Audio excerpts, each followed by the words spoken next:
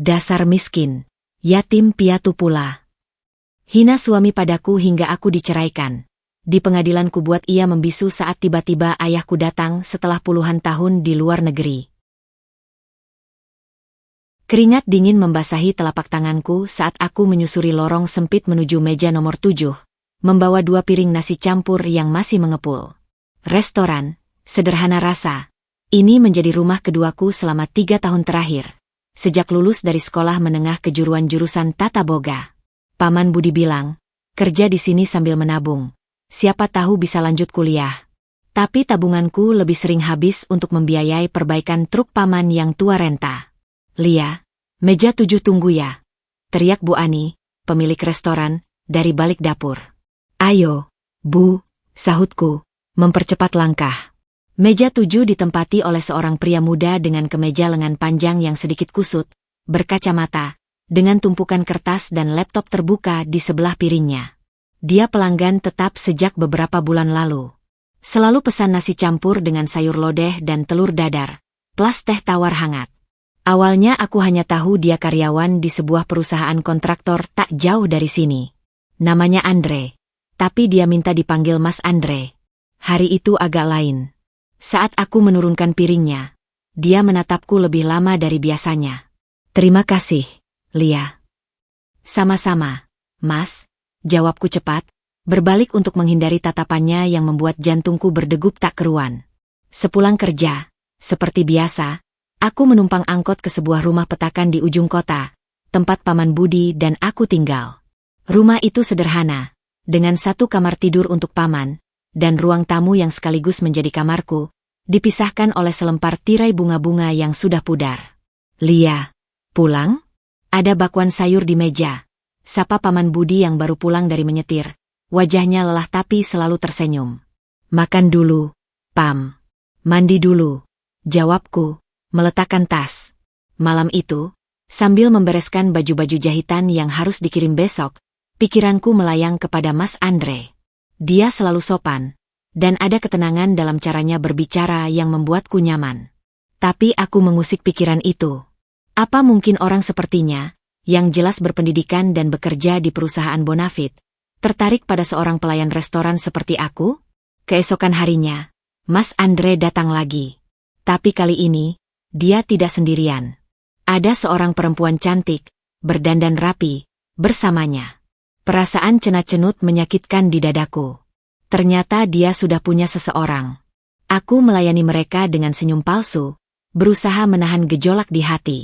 Saat mereka hendak pergi, perempuan itu pergi duluan ke kasir. Mas Andre mendekatiku yang sedang membereskan meja sebelah.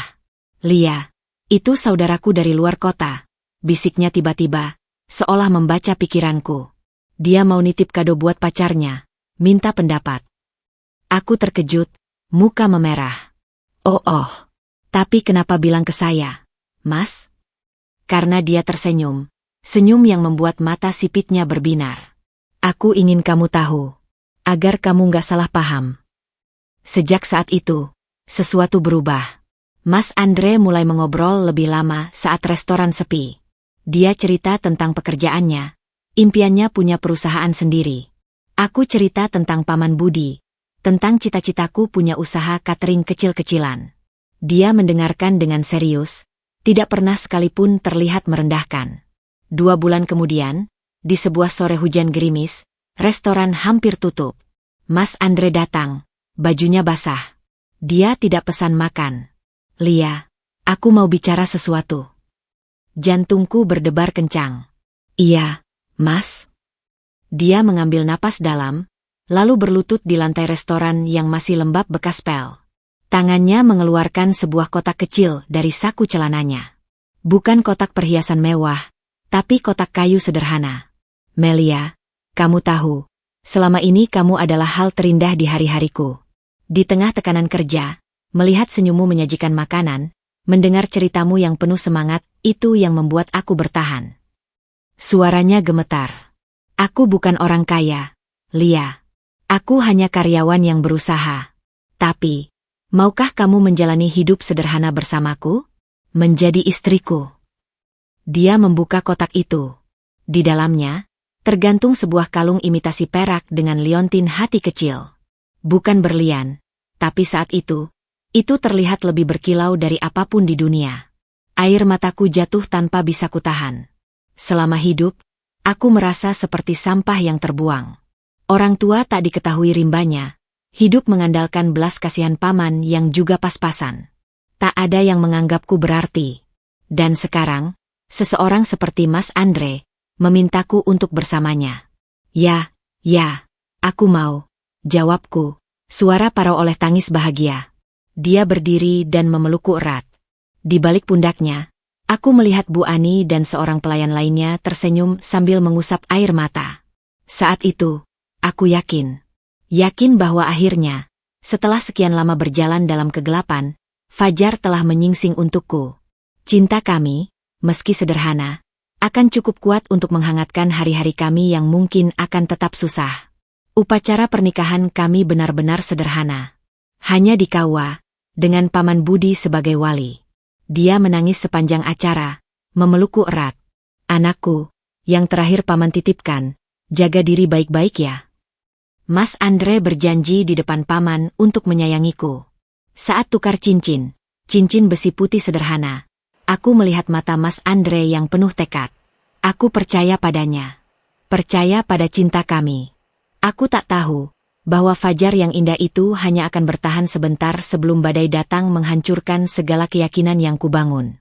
Bahwa kalung imitasi perak dan cincin besi putih itu, lambat laun, akan dianggapnya sebagai simbol kemiskinan yang memalukan. Dan bahwa pria yang hari ini berlutut penuh cinta, suatu hari nanti akan meludahkan kata-kata penghinaan yang akan mengubah hidupku selamanya. Tapi saat itu, di pelaminan seadanya itu, aku hanya seorang Melia yang bahagia, yatim piatu yang merasa akhirnya menemukan rumah. Senyum di awal fajar itu begitu terang. Sampai-sampai aku buta terhadap bayangan yang mulai merayap di baliknya. 6 bulan pertama pernikahan kami berjalan seperti mimpi indah. Kami tinggal di sebuah kontrakan kecil 1 kamar di kawasan yang ramai, dekat dengan kantor Mas Andre. Aku masih bekerja di Sederhana Rasa, paruh waktu, sambil menerima pesanan jahitan kecil-kecilan dari tetangga. Mas Andre, yang biasa dipanggil Andre di kantor, pulang tepat waktu dengan sering membawa oleh-oleh kue atau buah. Malam-malam kami isi dengan berbagi cerita, merencanakan masa depan, atau sekadar nonton TV sambil berpelukan. Aku merasa seperti gadis dalam dongeng, meski hidup kami jauh dari mewah.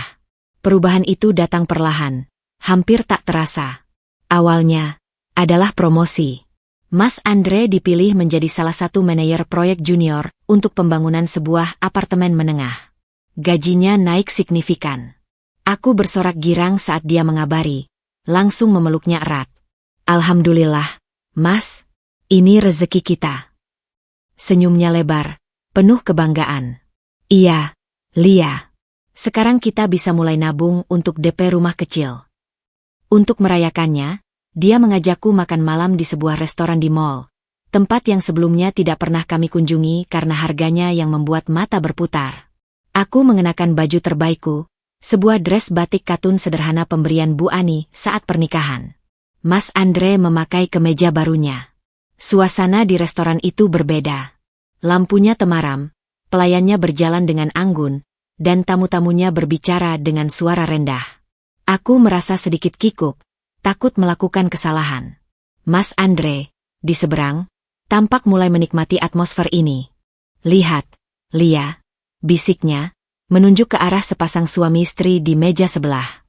Itu Pak Handoko, VP di klien kami. Istrinya lulusan Sorbonne, Prancis. Aku mengangguk, tak begitu paham maksudnya. Oh, bagus ya. Lulusan luar negeri, Lia. Pasti wawasannya beda. Tambahnya, dengan nada yang agak melankolis. Itu adalah malam pertama di mana aku merasa ada jarak kecil di antara kami. Seperti sebuah retakan rambut di kaca yang masih kuat. Retakan itu mulai melebar seiring waktu. Mas Andre semakin sering diundang acara kantor, gathering, ulang tahun kolega, atau sekadar networking di bar. Dia mulai memintaku untuk ikut. Pertama kali aku ikut ke acara ulang tahun salah satu atasannya, aku memakai baju jahitanku sendiri, blus lengan panjang dan rok span yang kurasakan cukup pantas. Mas Andre memandangiku dari ujung kepala ke ujung kaki sebelum berangkat. Dagunya mengernyit. Sudah bagus, kok, Mas? Kataku mencoba meyakinkan diri sendiri. Ya udah, ayo, jawabnya singkat. Di acara itu, di sebuah villa mewah, aku seperti ikan yang dikeluarkan dari akuariumnya. Para wanita lain, istri-istri dari rekan kerja Mas Andre, tampak begitu percaya diri. Mereka berbicara tentang sekolah anak-anak di internasional, tentang koleksi tas terbaru, tentang liburan ke Eropa atau Jepang. Bahasanya campur dengan kata-kata Inggris yang seringkali tidak kupahami. Saat ada yang bertanya padaku, "Anda kerja di mana, Mbak Melia?" Atau, "Alma mater mana?" Jawaban sederhanaku, "Saya membantu di restoran dan terima kasih jahitan." Dan, "Saya lulusan SMK." Seolah membuat udara di sekitar kami berhenti sejenak. Senyum mereka tetap terpampang, tapi matanya sudah tidak lagi tertuju padaku. Aku melihat Mas Andre, dari seberang ruangan, sedang asyik berbincang dengan Pak Handoko dan istrinya. Tatapannya menangkap tatapanku yang tenggelam, dan sepersekian detik, aku melihat sesuatu di matanya. Malu. Perjalanan pulang dalam mobil bekas kami sunyi. "Lia," ucapnya tiba-tiba, setelah hampir 15 menit tanpa kata. "Mungkin lain kali, kamu bisa cari baju yang lebih cocok untuk acara seperti itu. Atau ikut kursus public speaking singkat. Biar nggak grogi ngobrol sama mereka." Sakitnya tidak langsung tajam, tapi tumpul dan dalam, seperti dipukul dengan bantal. "Bajuku jelek ya, Mas?" "Bukan jelek," dia cepat menyanggah, tapi nada suaranya datar. "Cuma, kurang match aja dengan acaranya. Ibu-ibu di sana kan penampilannya, ya gitulah." Aku diam. Kata, jelek, tidak diucapkan, tapi menggantung lebih berat di udara sesak dalam mobil. Insiden demi insiden kecil mulai menumpuk. Dia mulai sering mengkritik hal-hal yang dulu tidak dipermasalahkan. "Lia, masak sayurnya jangan pakai micin terus, nggak sehat. Di rumah Pak Handoko koki mereka selalu pakai kaldu alami. Kamu naruh handuk gitu aja di gantungan? Coba dilipat rapi, Lia. Biar kelihatan lebih teratur. Bicara sama tukang online ya jangan terlalu santai. Harus ada boundary-nya." Setiap kritikan disampaikan dengan alasan, "Ini demi kebaikan kita," atau, "Aku cuma ngasih masukan." Tapi efeknya seperti air menetes di batu, perlahan tapi pasti mengikis kepercayaan diriku. Puncaknya adalah saat Paman Budi datang suatu minggu sore. Truknya mogok lagi, dan dia butuh bantuan untuk biaya perbaikan yang cukup besar, sekitar 2 juta rupiah. Aku, dengan tabungan hasil jahitan yang hampir mencapai jumlah itu, tanpa pikir panjang mengeluarkannya. "Ini, Pam, buat bantu-bantu." "Lia, kamu nggak usah. Pam masih bisa ngutang sama bengkel," protes Paman Budi, wajahnya penuh rasa bersalah. "Sudah, Pam. Terima kasih sudah besarin Lia," kataku memeluknya. Mas Andre pulang larut malam, dan seperti biasa, kutanyakan apakah sudah makan. Saat kuceritakan soal uang untuk Paman Budi, wajahnya berubah. 2 juta? Kamu kasih tunai?" Suaranya meninggi. "Iya, Mas. Kan dari tabungan jahitan aku. Untuk kebutuhan rumah kan masih ada dari gaji Mas." Jelasku, berusaha tenang. "Lia, itu bukan masalah sumber uangnya." Dia membentak, membuatku terkejut. "Masalahnya kamu selalu gitu. Setiap dia ada masalah, langsung kamu selamatkan. Dia tahu nggak kita juga pas-pasan? Dia itu cuma paman, Lia. Bukan orang tua kandungmu. Kapan kamu bisa lepas dari jeratan keluarga seperti itu?" Kata-katanya seperti tamparan. Jeratan keluarga? Paman Budi yang membesarkanku, Mas. Dan itu harus jadi beban seumur hidup kita. Dia menyeringai, penuh kekecewaan. "Kamu nggak ngerti, Lia. Di keluargaku, di lingkaran kerjaku sekarang, keluarga itu saling mendukung ke atas, bukan menarik ke bawah. Kalau mau maju, kita harus bisa move on dari hal-hal yang justru membebani." Aku terdiam, air mata mengalir deras. Ini bukan lagi tentang baju atau public speaking. Ini tentang siapa diriku yang sesungguhnya. Seorang yatim piatu yang dibesarkan oleh sopir truk, dan rasa malunya terhadap hal itu. Malam itu, untuk pertama kalinya sejak menikah, Kami tidur membelakangi satu sama lain. Dinding kamar kontrakan kami yang tipis seakan retak, dan melalui celah retakan itu, udara dingin kesepian mulai merayap masuk, menggantikan kehangatan yang dulu kami bagi di awal fajar pernikahan. Aku terbaring memandang langit-langit yang gelap, bertanya-tanya apakah cahaya yang kulihat di awal pernikahan ini hanyalah fata morgana, dan bayangan yang kini semakin panjang adalah kenyataan yang sebenarnya. Dan di lubuk hati terdalam, sebuah pertanyaan menggeliat. Apakah cinta ini akan cukup kuat, ketika salah satunya mulai malu dengan akar yang menopangnya? Hari-hari setelah pertengkaran tentang uang untuk Paman Budi terasa seperti berjalan di atas pecahan kaca. Mas Andre tidak lagi membentak, tapi sikapnya berubah jadi dingin. Sebuah kesunyian yang lebih menusuk daripada amarah. Aku berusaha menjadi istri yang lebih baik, memasak tanpa micin, melipat handuk dengan presisi, membatasi percakapan dengan siapapun yang dianggapnya tidak selevel. Aku berharap usahaku ini bisa mengembalikan kehangatan yang perlahan menghilang. Namun, retakan itu justru melebar menjadi jurang. Mas Andre mulai lebih sering lembur. Awalnya seminggu sekali, lalu 2 kali, hingga hampir setiap malam. Saat pulang, sering tercium aroma parfum yang bukan milikku, atau bekas noda lipstik samar di kerah kemejanya. Saat kutanyakan dengan hati-hati, jawabannya selalu sama. Meeting sama klien, Lia. Di lounge atau resto. Itu biasa. Suatu malam, teleponnya berdering saat dia sedang mandi. Tanpa sengaja, mataku tertuju pada layar yang menyala. Nama, Olivia Haji, terpampang dengan foto profil wanita cantik tersenyum. Aku membeku. Olivia, istri muda Pak Handoko, VP klien andalannya. Perempuan lulusan Sorbonne yang pernah dia ceritakan dengan nada kagum. Dia keluar dari kamar mandi, handuk melilit pinggang.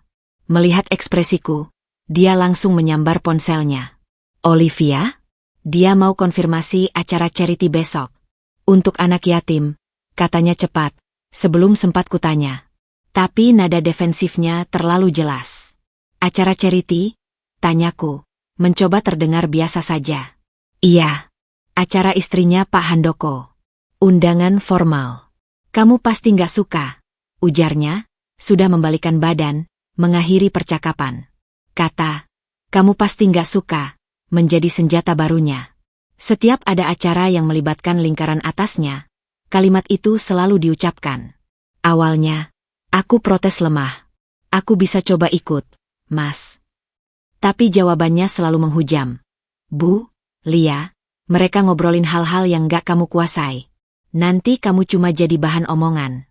Kasian. Kasian. Kata itu lebih tajam dari pisau.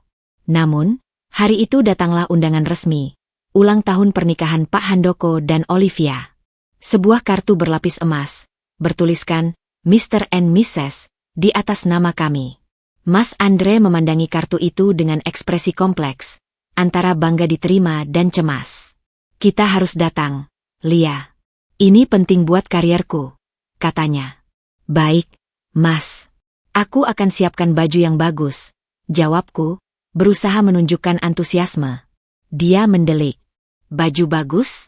Kamu punya baju yang layak untuk acara di Hotel Majapahit? Acara black tie, Lia. Rasa malu yang sudah lama mengendap akhirnya meledak menjadi amarah kecil. Aku bisa sewa, Mas? Atau pinjam? Pinjam? Pinjam siapa? Bu Ani, ejeknya, dan tawanya yang sinis itu membuatku tersedak. Lia, lihat kenyataan. Aku sudah coba naikkan level kita. Tapi kamu masih di sana. Masih dengan pola pikir kampungan MU. Kampungan, suaraku bergetar. Iya. Mikirnya cuma numpang hidup, terima kasih recehan, dan selamatkan keluarga yang jelas-jelas nggak akan maju. Teriaknya, semua penat dan kekecewaannya meledak. Aku butuh partner yang setara. Lia. Yang punya background keluarga yang bisa diajak bicara, yang punya koneksi, yang gak membuatku harus malu setiap kali membuka mulut tentang asal-usulnya. Aku terdiam, hancur. Semua usahaku selama ini, menjadi rapi, menjadi pintar, menjadi cukup, ternyata sia-sia. Masalahnya bukan pada apa yang bisa kulakukan, tapi pada siapa diriku yang sebenarnya. seorang nobody. Jadi, menurut Mas, keluarga seperti apa yang layak? Tanyaku, suaraku lirih. Keluarga seperti keluargaku. Atau keluarga Olivia. Keluarga yang punya nama, yang saling sokong, yang anak-anaknya dikirim ke sekolah terbaik. Bukan keluarga yang hidupnya cuma numpang lewat. Dia menarik napas panjang, lalu dengan nada lebih rendah tapi tak kalah kejam, dia menambahkan, kamu nggak ngerti dinamika keluarga besar yang normal, Lia. Kami punya jaringan. Kalau ada masalah, bisa diselesaikan dengan satu telepon. Bukan dengan meminjam uang 2 juta ke anak yang cuma pelayan restoran. Kalimat terakhir itu seperti pukulan final. Aku menatapnya, lelaki yang dulu berlutut di lantai restoran, yang matanya berbinar penuh cinta. Sekarang, yang kulihat hanya kekecewaan dan rasa malu. Aku berlari ke kamar mandi, mengunci pintu, dan akhirnya menangis. Tangisan yang tercekik, agar tidak terdengar. Air mata untuk Paman Budi yang dia sebut, numpang lewat. Air mata untuk diriku yang ternyata tak pernah cukup. Air mata untuk cinta yang kami kira kuat, tapi ternyata rapuh oleh embusan angin gengsi dan status. Sejak malam itu, sesuatu di dalam diriku mati. Aku masih memasakkan makanannya, masih melipat bajunya, masih tersenyum saat dia pulang. Tapi itu semua adalah rutinitas kosong. Aku seperti robot yang dijalankan oleh sisa-sisa rasa takut. Takut ditinggalkan, takut kembali menjadi seorang nobody. Aku mulai sering mengalami sesak napas di malam hari. Kecemasan yang tak bisa kujelaskan. Di siang hari, saat bekerja menjahit, tanganku sering gemetar tanpa alasan. Paman Budi, yang sesekali menelepon, selalu bertanya, kamu baik-baik saja, Lia? Suaramu kok lemah? Baik, Pam. Cuma capek, jawabku selalu, sambil menahan isak. Suatu sore, sepulang dari membeli sayur, aku melihat Mas Andre sedang parkir di depan rumah. Dia tidak keluar dari mobil. Dari balik jendela, aku melihatnya sedang tersenyum lebar, berbicara di telepon. Senyum itu, yang sudah lama tidak kulihat di rumah, tulus dan hangat. Lalu, tanpa sadar, mataku membaca gerakan bibirnya. Iya, besok aku pastikan datang. Tenang saja. Siapa di ujung telepon itu? Olivia? Atau orang lain? Aku tidak ingin tahu lagi. Rasa sakitnya sudah mencapai titik jenuh. Aku masuk ke rumah dengan diam, langsung ke dapur kecil untuk memulai memasak. Saat dia masuk, senyumnya sudah menghilang, diganti dengan wajah lelah yang biasa. Mau makan apa malam ini, Mas? Tanyaku, dengan suara datar yang sudah kupelajari. Apa aja? Jawabnya singkat, tanpa menatapku, sambil membuka laptop. Aku memotong bawang, dan kali ini, air mata yang mengalir bukan karena baunya. Air mata itu adalah pengakuan sunyi bahwa pernikahan ini telah menjadi penjara bagi kami berdua. Dia terpenjara oleh rasa malunya padaku, dan aku terpenjara oleh usahaku yang sia-sia untuk menjadi seseorang yang bukan diriku. Dan di balik dinding kesunyian itu, cemooh terus merayap. Bisik-bisik halus yang menggerogoti sisa-sisa harga diri, menunggu saat yang tepat untuk meledak menjadi penghinaan terbuka yang akan mengubah segalanya. Saat itu tinggal menunggu waktu. Undangan untuk acara ulang tahun direktur utama itu, tersampir dengan angkuh di atas meja makan kami yang sudah goyah. Kertasnya tebal, bertekstur, dengan huruf timbul yang terasa jika disentuh. Tertulis, dress code, evening elegant. Aku memandanginya seperti melihat binatang buas. Harus, Lia, kata Mas Andre, tanpa melihatku. Dia sibuk memilih dasi di depan cermin kecil di ruang tamu. Pak Joko ini bukan cuma direktur. Dia kingmakernya. Semua proyek besar lewat dia. Kehadiran kita mutlak. Kita, gumamku hampir tak terdengar. Dia berbalik, ekspresinya datar. Ya, istrinya khusus bilang, bawa pasangan.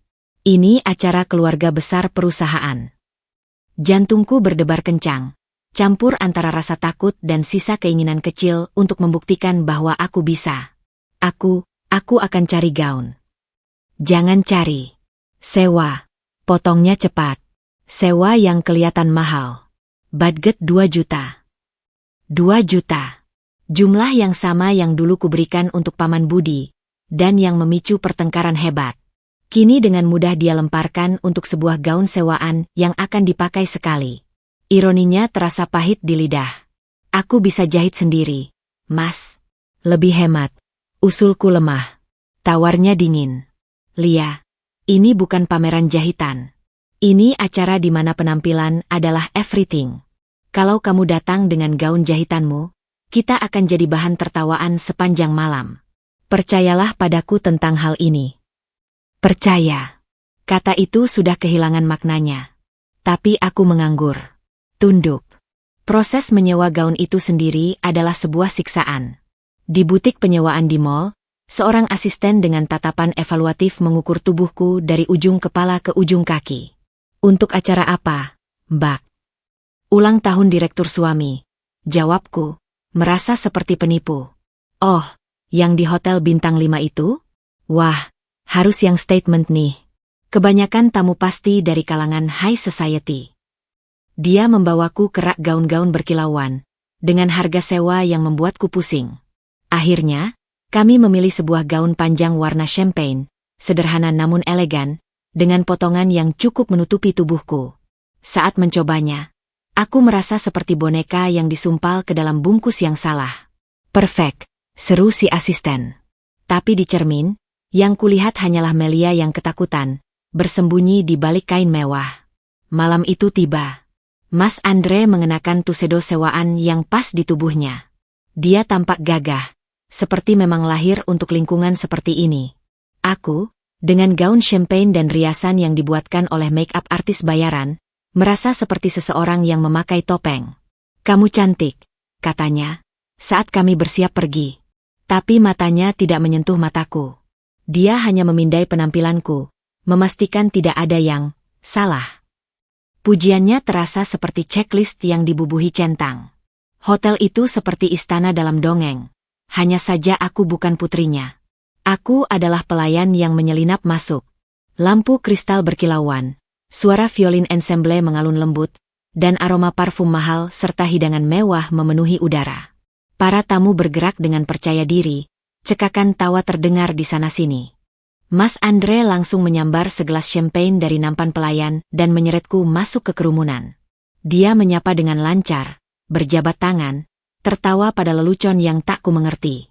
Aku hanya tersenyum kaku, menggantungkan diri pada lengannya seperti aksesori yang tak berguna. Lalu, kami berhadapan dengan sang tuan rumah, Pak Joko, dan istrinya, Ibu Sari.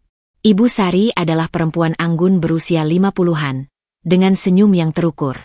Andre, senang kamu bisa datang, sambut Pak Joko.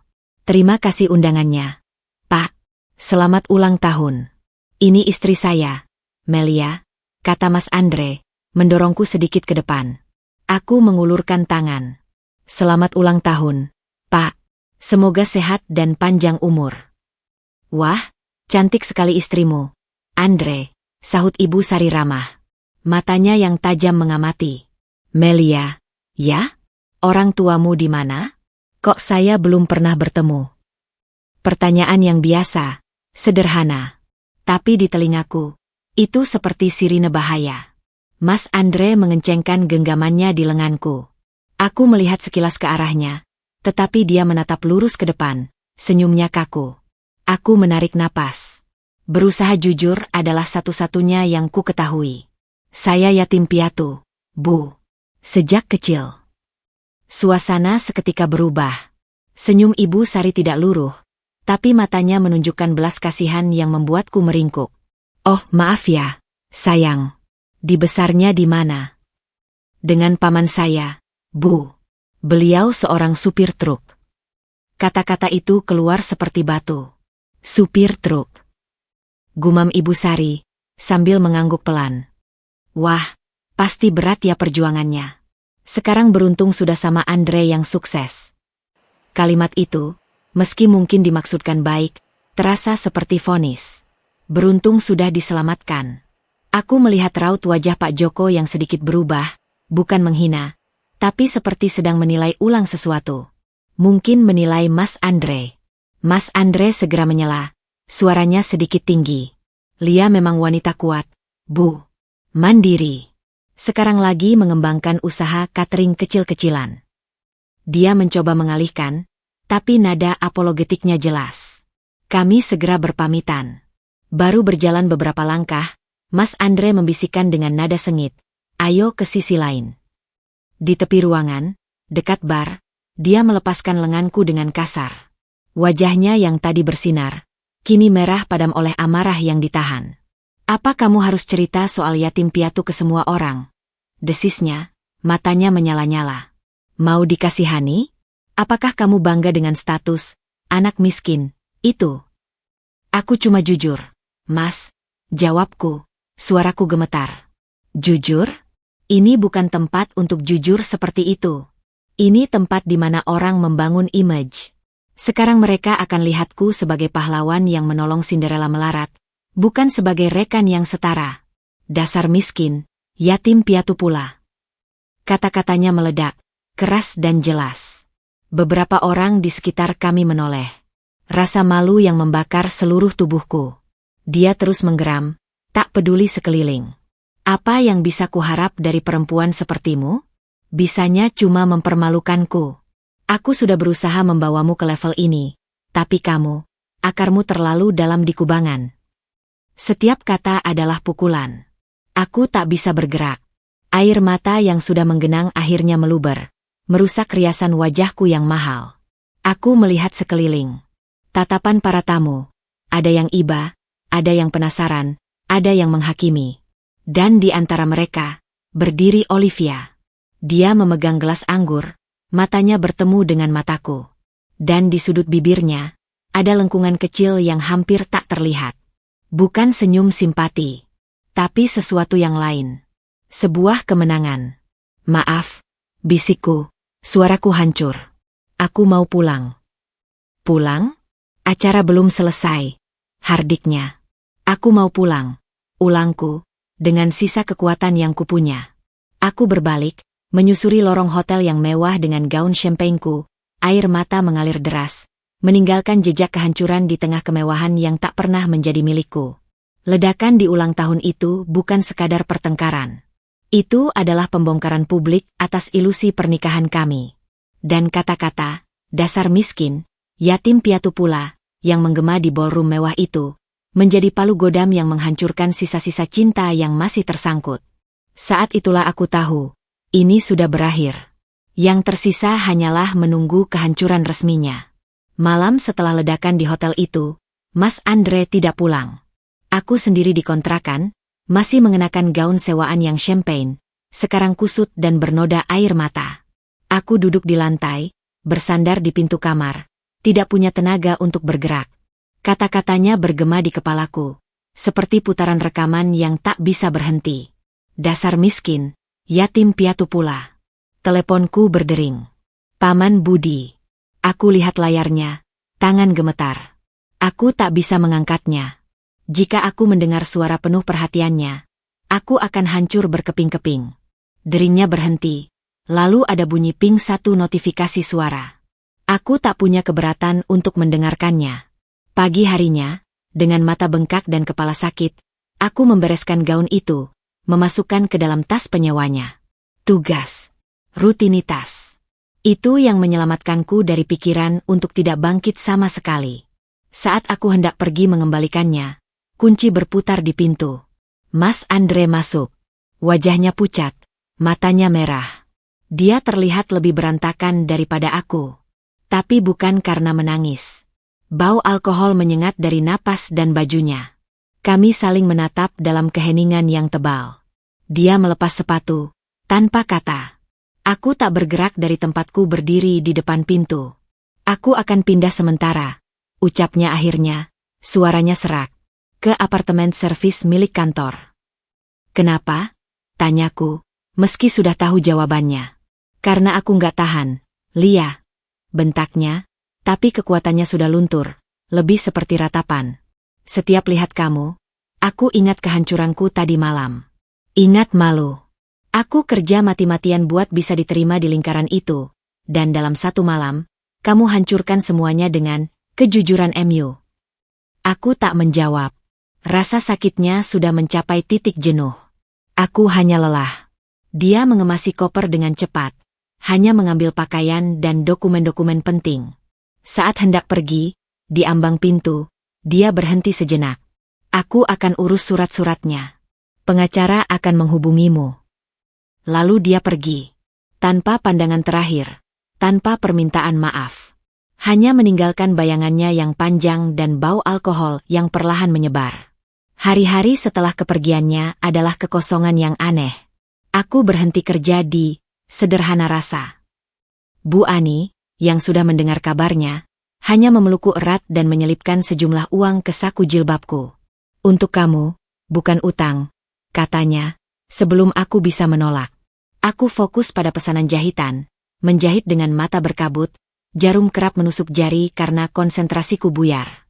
2 minggu kemudian, seorang kurir mengantarkan amplop coklat tebal. Tanpa pengantar, hanya alamatku yang tercetak rapi. Jantungku berdebar kencang saat membukanya.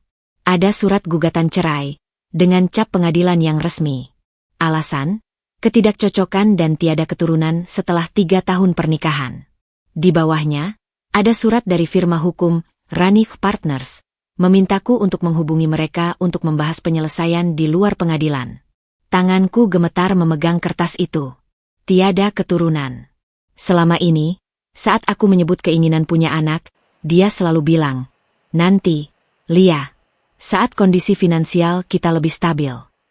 Sekarang, ketiadaan anak itu dijadikan senjata hukum. Aku menghubungi nomor di surat itu. Diangkat oleh sekretaris yang sopan namun dingin. Janji temu dibuat untuk besok siang. Kantor Rani Partners berada di lantai tinggi sebuah gedung perkantoran modern. Aku merasa sangat tidak pada tempatnya dengan jilbab sederhana dan baju katun lamaku. Di ruang rapat kecil, aku bertemu dengan Rani. Perempuan itu mungkin 10 tahun lebih tua dariku, dengan setelan penter hitam sempurna, tatapannya analitis dan tanpa belas kasihan. Selamat siang, Ibu Melia. Saya Rani, mewakili klien saya, Bapak Andre Wirawan.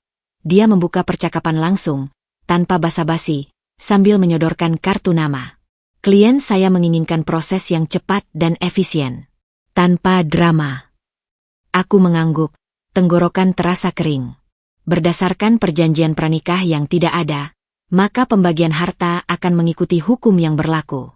Namun, karena tidak ada harta bersama yang signifikan selain mobil bekas dan barang-barang rumah tangga dikontrakan, klien saya menawarkan solusi yang lebih elegan. Dia mengeluarkan selembar cek dari map di depannya. Sebagai bentuk terima kasih atas masa pernikahan, klien saya memberikan uang pesangon sebesar 10 juta rupiah. Dengan ini, Anda melepaskan semua klaim, dan proses cerai akan berjalan default. 10 juta. Harga sebuah gaun sewaan untuk 5 kali acara. Atau biaya perbaikan truk Paman Budi 5 kali. Atau, dalam logika Mas Andre, mungkin harga untuk membeli kebebasannya dari aib bernama Melia. Dan, kontrakan? Tanyaku, suaraku lirih. Klien saya telah menghentikan sewa efektif akhir bulan ini. Anda punya waktu 2 minggu untuk mengosongkannya. Aku menatap cek itu. Nominalnya tertulis rapi. Tawaran yang dingin dan terukur, seperti transaksi jual-beli. Kalau saya tidak terima, bisikku. Rani tak terkejut. Maka kita akan menempuh jalur pengadilan. Proses akan lebih panjang, melelahkan, dan pada akhirnya, keputusan hakim kemungkinan besar tidak akan jauh berbeda, Ibu Melia. Kami memiliki bukti-bukti bahwa pernikahan ini sudah tidak bisa dipertahankan. Klien saya ingin mengakhiri dengan baik-baik. Dengan baik-baik, kata-kata itu hampa.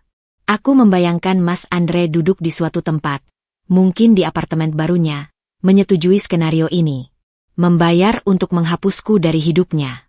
Apakah Mas Andre punya permintaan lain? Tanyaku, masih berharap ada secari kemanusiaan. Klien saya hanya meminta Anda menandatangani surat persetujuan dan menerima solusi ini. Dia ingin move on. Move on dari aku. Dari kubangan yang selama ini memalukannya. Paman Budi, yang kuhubungi setelah pertemuan itu, nyaris meledak di telepon. 10 juta? Itu menghina. Dia pikir kamu apa? Aku akan temui dia. Aku akan. Paman, Jangan, potongku. Suaraku tiba-tiba tegas. Kelelahan dan kepedihan berubah menjadi sesuatu yang lain. Harga diri terakhir yang tersisa. Aku akan urus ini. Aku tidak mau uangnya. Lia, jangan gegabah. Kamu butuh uang untuk hidup. Suara paman bergetar khawatir. Aku punya tangan, Pam. Aku bisa menjahit. Aku bisa kerja. Tapi aku tidak mau dibayar untuk 3 tahun hidupku. Untuk cinta yang pernah kukira ada. Air mata akhirnya jatuh lagi. Tapi kali ini bukan air mata keputusasaan. Ini air mata keputusan. Aku akan tanda tangani surat cerainya. Tapi cek ini, aku kembalikan. Keesokan harinya, aku kembali ke kantor Rani. Tanpa diantar siapapun. Aku letakkan surat persetujuan yang sudah kutandatangani di atas meja, bersama cek yang belum dicairkan. Saya setuju dengan gugatan cerai. Tapi saya tidak terima uang ini, kataku. Suaraku lebih mantap dari yang kuduga. Rani sedikit mengangkat alis, terkejut. Ini tidak bijaksana, Ibu Melia. Bijaksana bagi saya adalah keluar dari pernikahan ini dengan sisa harga diri yang masih saya pegang. Uang itu bisa dia pakai untuk sewa apartemen servis yang lebih bagus. Atau untuk beli dasi baru buat meeting dengan Pak Joko. Ada kepahitan di ujung kalimatku, tapi juga kelegaan.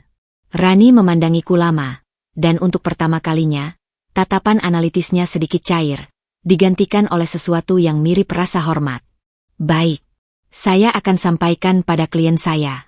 Proses selanjutnya, Anda akan dipanggil pengadilan untuk sidang perdamaian. Jika tidak ada rekonsiliasi, akan dilanjutkan ke sidang cerai. Aku mengangguk. Terima kasih. Keluar dari gedung itu, sinar matahari terasa menyilaukan. Aku menghirup napas dalam-dalam. Rasanya seperti pertama kali bernapas setelah sekian lama terkubur. Aku mungkin miskin. Aku mungkin yatim piatu. Tapi aku masih punya diri sendiri. Dan untuk pertama kalinya sejak lama, aku mulai merasa bahwa itu mungkin saja cukup. Persidangan menunggu, tapi rasa takut telah berubah menjadi tekad dingin. Aku akan menghadapinya.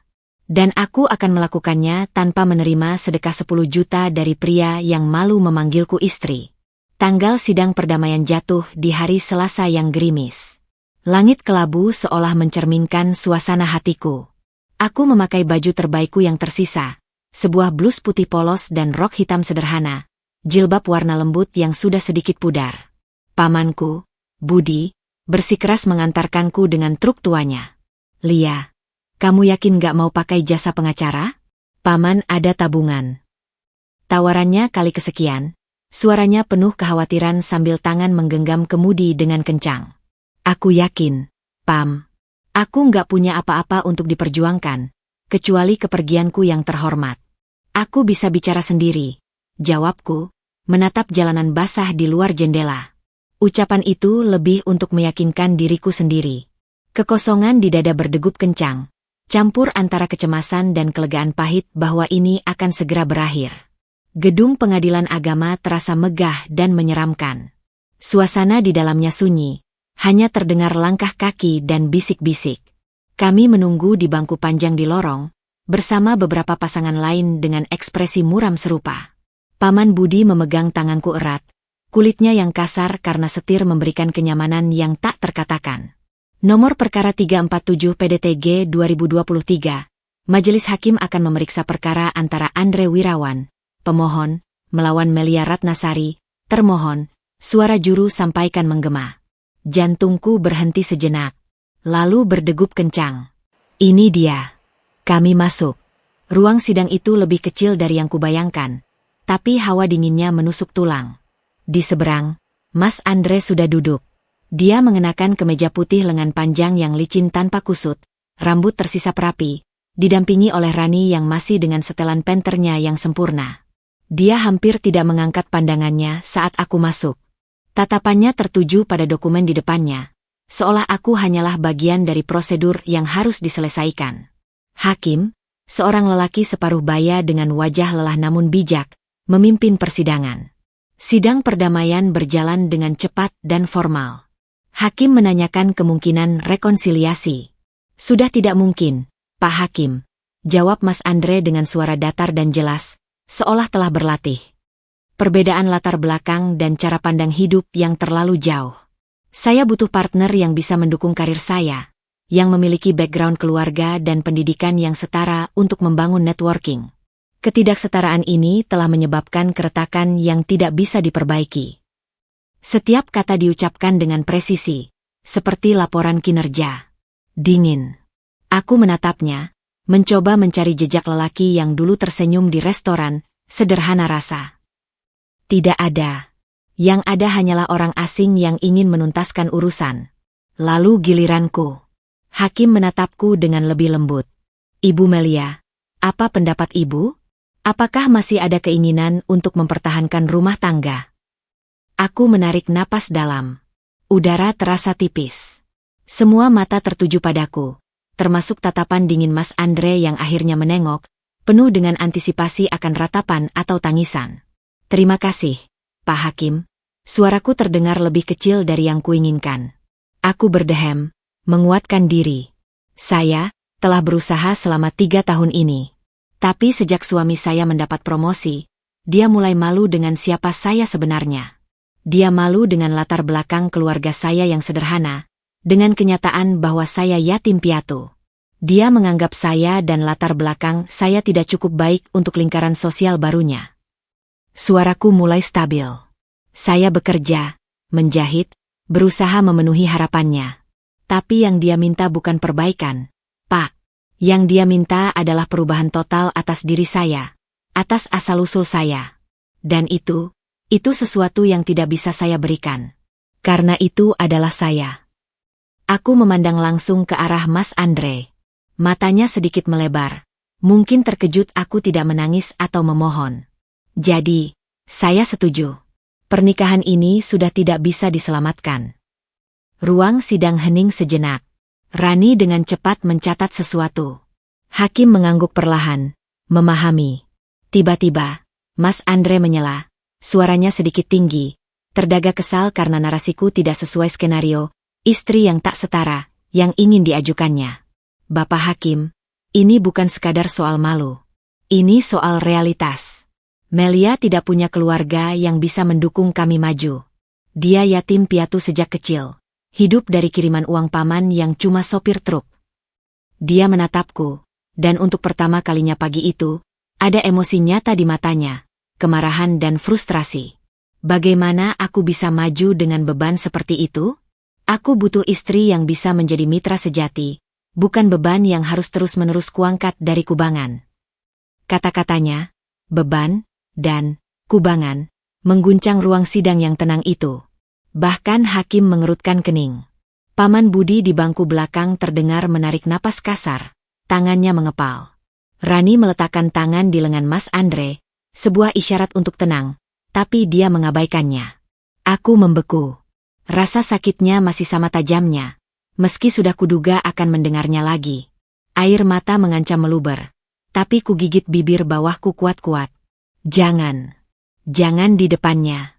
Hakim hendak berbicara, mungkin untuk menenangkan situasi, ketika sesuatu yang tak terduga terjadi. Tok, tok, tok. Ketukan pintu yang tegas memecah ketegangan. Seorang panitera membuka pintu dan berbisik sesuatu pada Hakim. Wajah Hakim terlihat bingung, lalu mengangguk. Maaf menginterupsi. Suara itu terdengar sebelum pemiliknya muncul. Sebuah suara bariton dalam, tenang, namun penuh wibawa yang langsung menyerap perhatian di ruangan itu. Dan kemudian dia masuk. Seorang lelaki, mungkin mendekati usia 50-an, tapi terpelihara dengan sangat baik. Tingginya tegap, mengenakan jas potongan sempurna berwarna navy blue yang berpadu dengan kemeja putih dan dasi sutra senada. Rambutnya hitam disisip rapi, ada uban di pelipis yang justru menambah kesan berwibawa. Matanya itu yang membuatku tersentak. Berwarna coklat tua, tajam, dan saat melayang ke arahku, ada sesuatu yang runtuh di dalamnya, digantikan oleh kilatan kelembutan yang begitu dalam dan menyakitkan. Dia melangkah mantap ke tengah ruangan, mengabaikan protokol sejenak. Tatapannya tak lepas dariku. Saya mendapat kabar putri saya sedang menghadapi sidang penting dalam hidupnya. Ujarnya, suaranya terbata-bata sesaat, penuh dengan emosi yang ditahan. Dan saya rasa, saya sudah terlambat terlalu lama. Rani membeku. Mas Andre memicingkan matanya, bingung, melihat dari lelaki itu ke aku dan kembali lagi. Siapa? Gumamnya hampir tak terdengar. Aku sendiri tak bisa bergerak. Dunia seolah bergerak dalam slow motion. Ada sesuatu yang sangat familiar dari sorot matanya, dari garis rahangnya. Sebuah kenangan samar dari masa kanak-kanak, sebuah foto yang sudah pudar. Lelaki itu mendekat, mengabaikan sepenuhnya Mas Andre dan Rani. Dia berhenti tepat di depanku. Aromanya, campuran kayu dan sesuatu yang bersih, menyerbu indraku. Tangannya yang besar dan terawat, namun terlihat kuat, meraih bahuku dengan lembut. Melia, bisiknya, dan di ucapannya itu ada gema 20 tahun kerinduan dan penyesalan. Sayang, ayah datang. Kata itu, ayah, menggema di ruang sidang yang sunyi seketika. Aku ternganga, tak percaya. Suaraku hilang. Pamanku, Budi, yang berdiri di belakang, mendesah panjang. Arif? Lelaki itu, Arif, menoleh ke Paman Budi dan mengangguk pelan, matanya berkaca-kaca. Terima kasih, Bud. Sudah menjaganya. Kemudian dia berpaling ke Hakim yang terkesima. Mohon maaf atas interupsi ini, Pak Hakim. Nama saya Arif Hartono. Saya ayah kandung dari Melia Ratnasari, yang terpaksa meninggalkannya 20 tahun lalu karena alasan yang sangat berat. Saya baru bisa kembali sekarang. Dan ternyata mendapati putri satu-satunya saya dihina di depan pengadilan karena statusnya sebagai yatim piatu.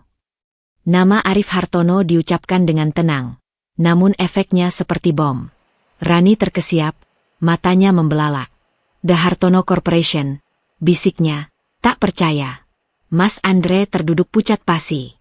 Wajahnya yang tadi penuh superioritas, kini luruh menjadi keheranan yang campur dengan ketakutan yang mulai merayap.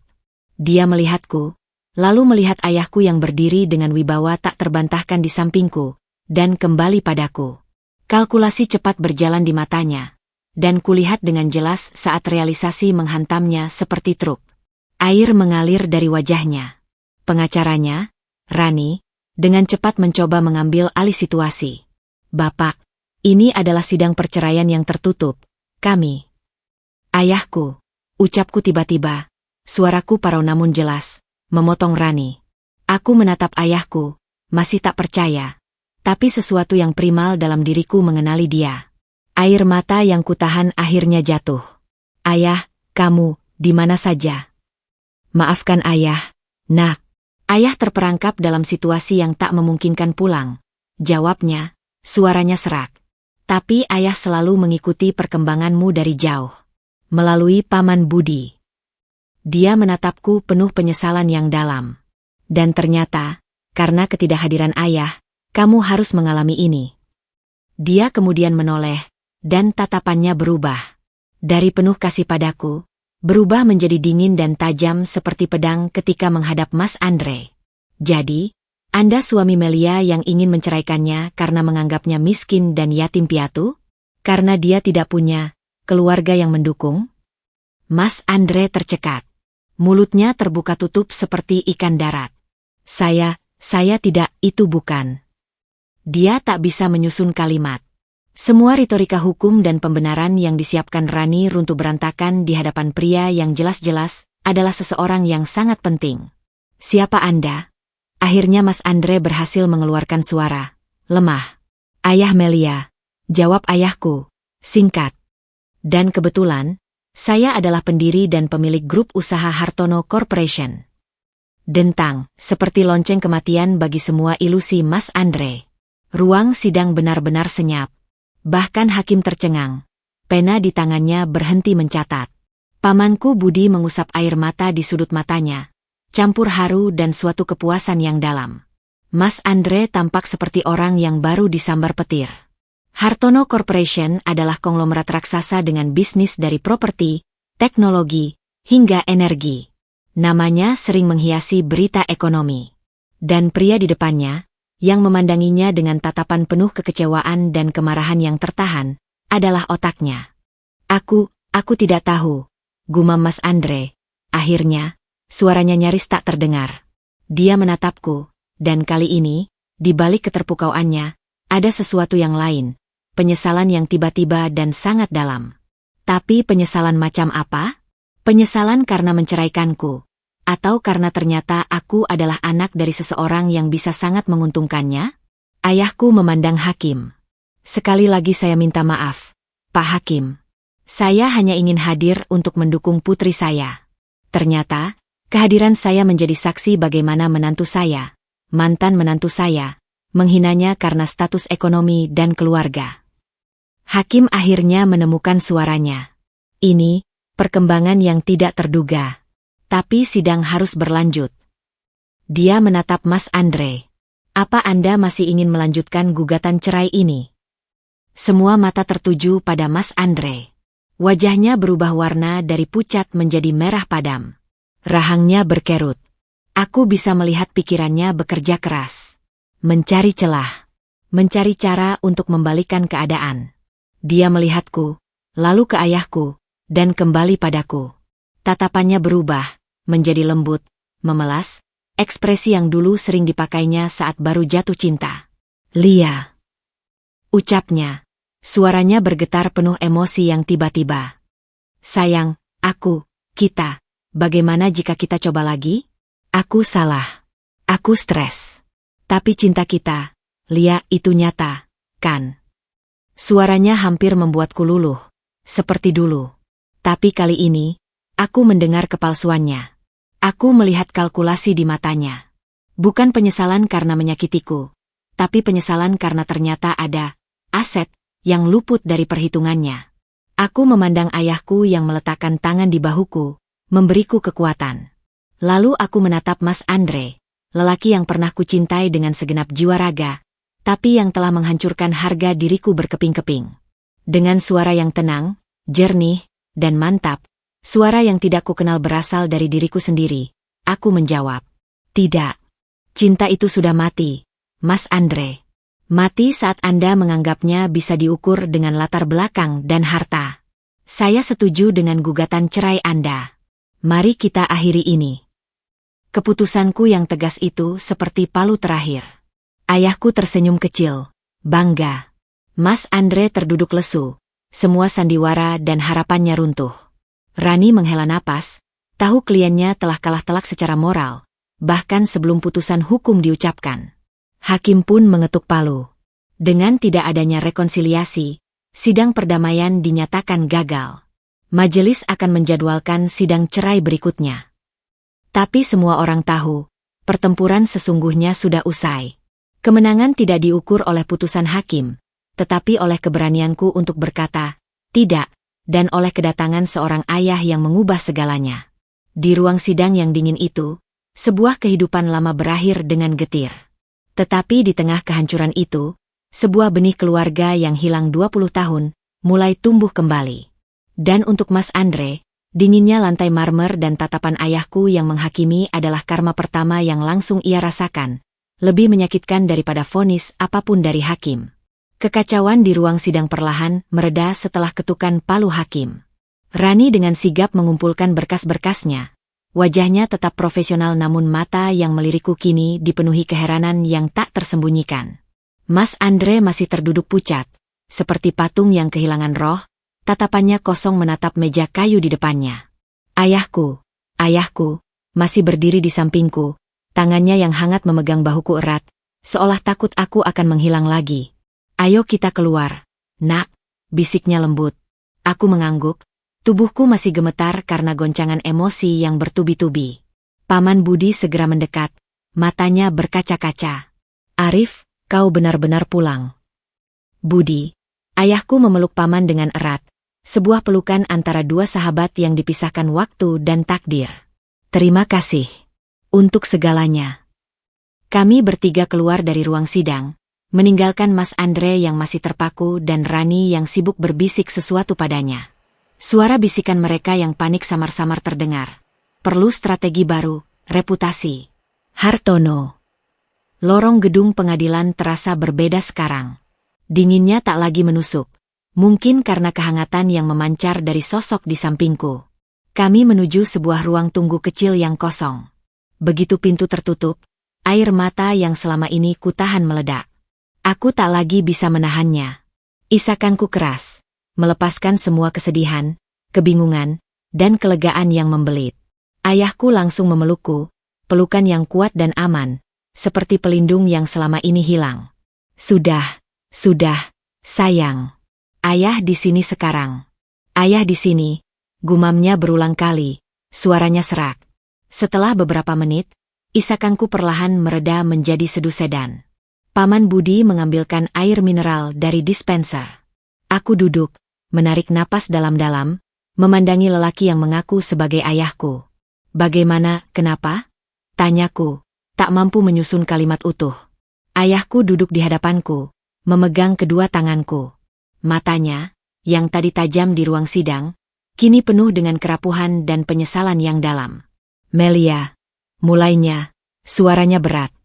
Ceritanya panjang, dan ayah tahu, tidak ada penjelasan yang bisa menebus 20 tahun kepergian ayah.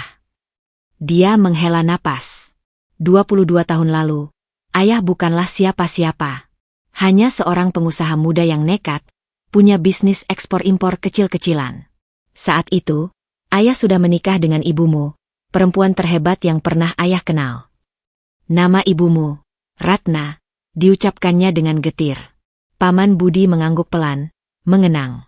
Lalu, ayah dapat tawaran besar, tapi berisiko tinggi. Mitra bisnis dari luar negeri, proyek senilai miliaran. Ayah tergiur. Tapi ternyata, dia menunduk, mengepalkan tangannya. Ternyata itu jebakan.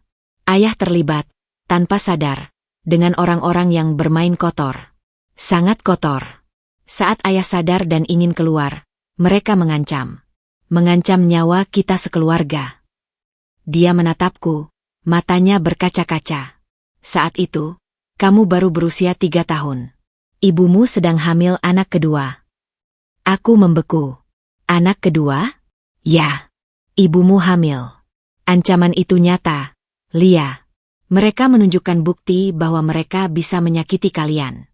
Ayah panik. Satu-satunya cara adalah ayah yang harus menghilang, menjadi target mereka, sementara kamu dan ibumu diselamatkan. Paman Budi mengambil alih cerita, suaranya parau. Waktu itu, Arif mendatangiku tengah malam. Wajahnya pucat, ketakutan seperti belum pernah kulihat. Dia bilang ada bahaya besar, dan dia harus pergi.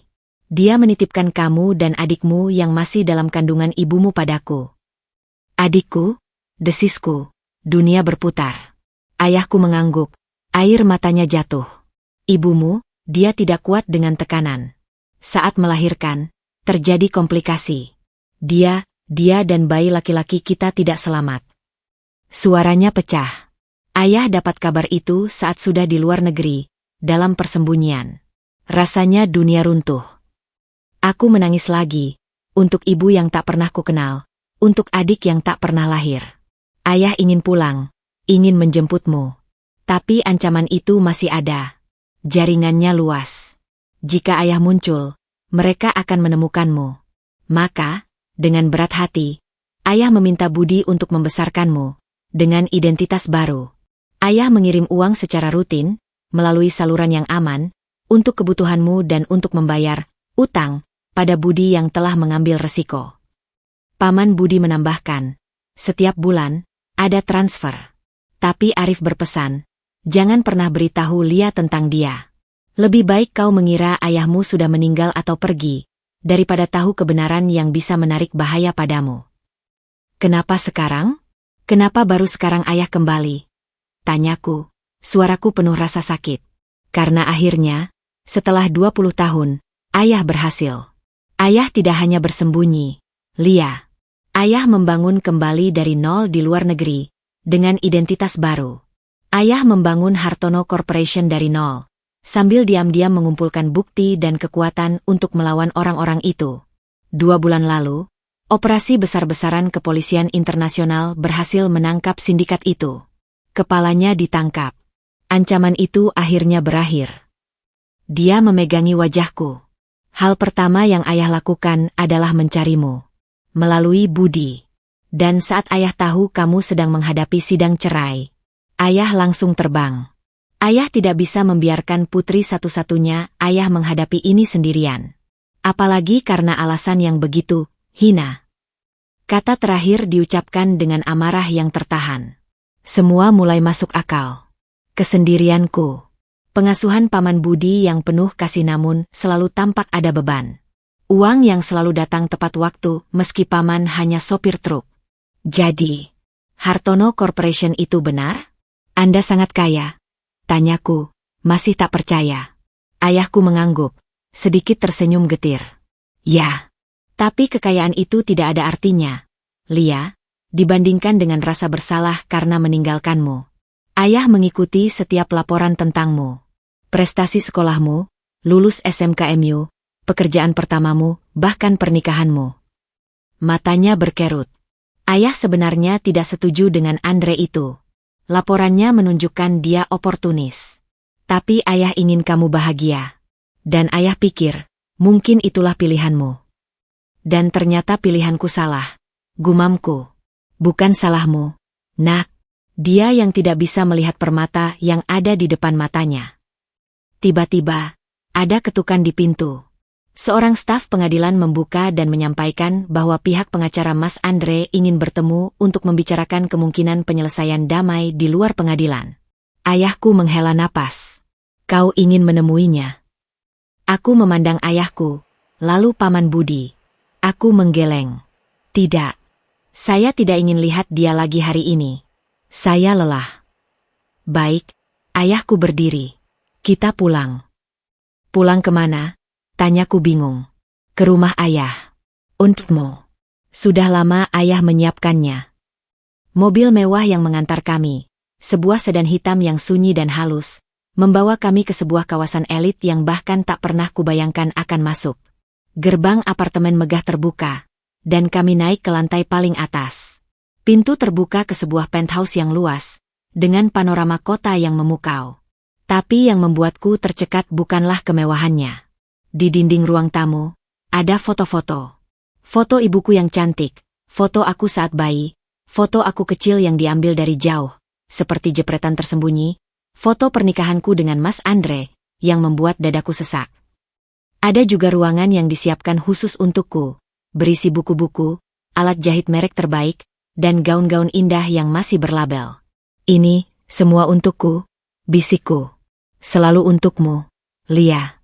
Setiap hari, ayah berharap bisa membawamu ke sini. Malam itu, setelah makan malam sederhana yang dimasak oleh koki pribadi, yang membuatku merasa aneh, kami duduk di balkon. Paman Budi sudah pulang, dengan janji akan sering berkunjung. Ayah, mulaku, memandangi gemerlap kota di bawah. Apa yang terjadi hari ini, dengan Mas Andre? Kau masih memikirkan dia? Tanyanya lembut. Aku memikirkan keadilan. Dia menghancurkan aku karena mengira aku tidak punya apa-apa. Dan sekarang, dia tahu kau punya segalanya. Setidaknya dalam hal materi dan dukungan keluarga, sambung ayahku. Dan kau lihat sendiri reaksinya. Dia langsung ingin kembali. Itu membuktikan siapa dia sebenarnya. Apakah ini seperti balas dendam? Tanyaku, ragu. Ayahku memandangiku dalam-dalam. Ini bukan balas dendam, Melia. Ini adalah kebenaran yang terbongkar. Dan kebenaran seringkali terasa seperti karma bagi mereka yang hidup dalam kepalsuan. Dia menghinamu karena statusmu. Sekarang, status yang sama itu, sebagai Putri Hartono, yang akan menjadi cermin yang memperlihatkan pada dunia siapa dia sebenarnya. Seorang pengecut dan oportunis. Dia berhenti sejenak. Tapi ingat, Nak, kekayaan ayah ini bukan senjata. Ini adalah tanggung jawab. Dan pilihan ada di tanganmu. Apa yang ingin kau lakukan? Ayah akan dukung sepenuhnya. Aku memandangi bintang-bintang yang sulit terlihat karena polusi cahaya kota. Hari ini, aku kehilangan suami. Tapi aku menemukan seorang ayah. Dan dengan penemuannya, sebuah kekuatan baru yang tak kukenal. Yang aku inginkan, kataku pelan, adalah menyelesaikan perceraian ini dengan bersih dan cepat. Dan setelah itu, aku ingin belajar, mengenal ayah, dan mungkin, menggunakan semua ini untuk sesuatu yang baik. Untuk anak-anak seperti aku dulu, yang merasa tidak punya apa-apa. Senyum ayahku begitu bangga dan penuh kasih. Itu putri ayah.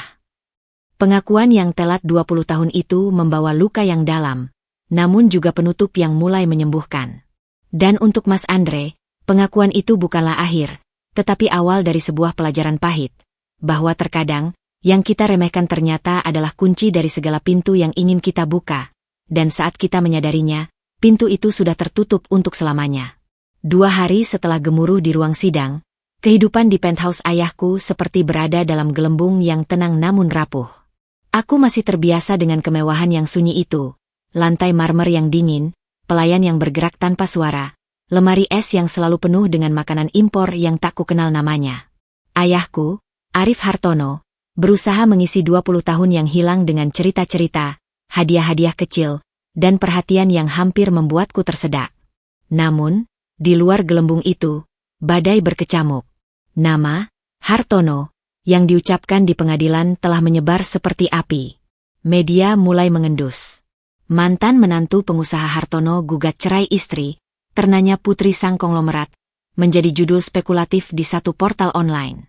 Untungnya, tim humas ayahku yang cekatan berhasil meredam sebelum jadi berita besar, dengan pernyataan singkat tentang privasi keluarga. Tapi ada satu orang yang tak bisa diredam, Mas Andre. Ponselku yang biasanya sepi, kini berbunyi tak henti. Nomor yang sama. Awalnya, aku mengabaikan. Lalu, pesan singkat mulai berdatangan. Lia, kita perlu bicara. Bukan sebagai suami istri, tapi sebagai dua manusia yang pernah saling mencintai. Andre, aku tahu aku salah. Sangat salah. Tapi tolong, kasih aku kesempatan untuk menjelaskan. Bukan untuk membalikan keputusan, tapi untuk membersihkan hatiku. Andre, Paman Budi baik-baik saja? Aku ada kenalan dokter spesialis tulang bagus. Bisa aku atur janji?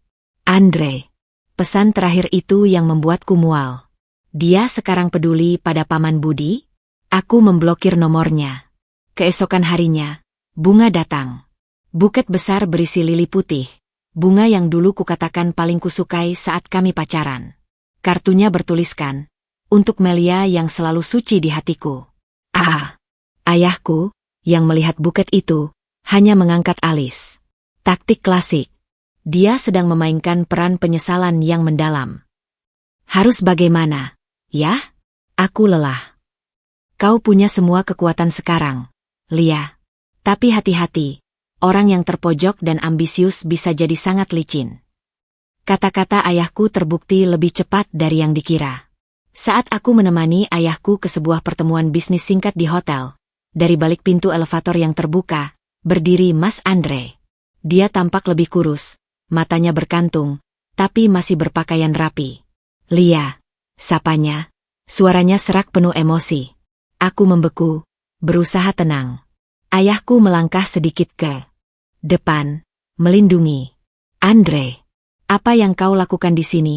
Tanya ayahku, nada datar. Saya kebetulan ada meeting di kafe lantai dasar. Melihat Lia dari kejauhan. Matanya tak lepas dariku. Lia, tolong. 5 menit saja. Di kafe itu. Aman. Banyak orang. Ayahku memandangku, menyerahkan keputusan padaku. Ada bagian dari diriku yang penasaran. Penasaran dengan alasan apa lagi yang bisa dia utarakan. Penasaran untuk melihat langsung betapa rendahnya dia bisa merendahkan diri. 5 menit, kataku akhirnya. Kami duduk di sudut kafe. Ayahku duduk di meja terpisah, cukup jauh untuk memberi privasi, tapi cukup dekat untuk intervensi. Lia, Mas Andre memulai, tangannya meremas-remas gelas air. Aku tidak tahu harus mulai dari mana. Aku monster. Aku tahu itu sekarang. Dia menatapku, matanya berair. Kata-kataku di pengadilan, di acara ulang tahun itu datang dari tempat yang sakit, Lia. Dari rasa tidak aman yang menggerogoti. Aku takut tidak cukup, takut ditolak oleh lingkaran itu, dan malah kujadikan kamu sasaran pelampiasan. Itu salahku. Salahku sepenuhnya. Dia terdengar tulus. Tapi aku ingat tatapan Olivia di ballroom, ingat pesan-pesan yang kutemukan belakangan. Stres karena pekerjaan, katamu dulu, ucapku dingin. Lebih dari stres, Lia. Aku terobsesi. Terobsesi untuk menjadi seseorang. Dan di tengah obsesi buta itu, aku kehilangan segalanya yang sebenarnya berharga, kamu. Dia menjangkau tanganku, tapi aku menariknya. Aku tidak berharap kamu memaafkanku.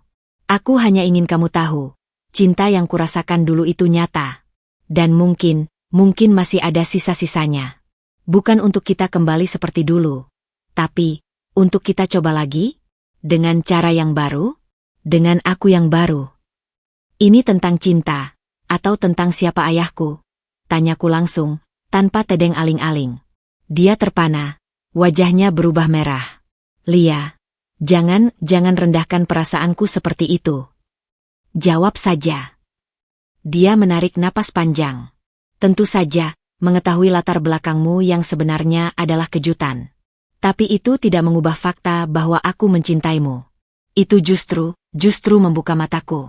Bahwa selama ini aku memandangmu dengan kacamata yang salah.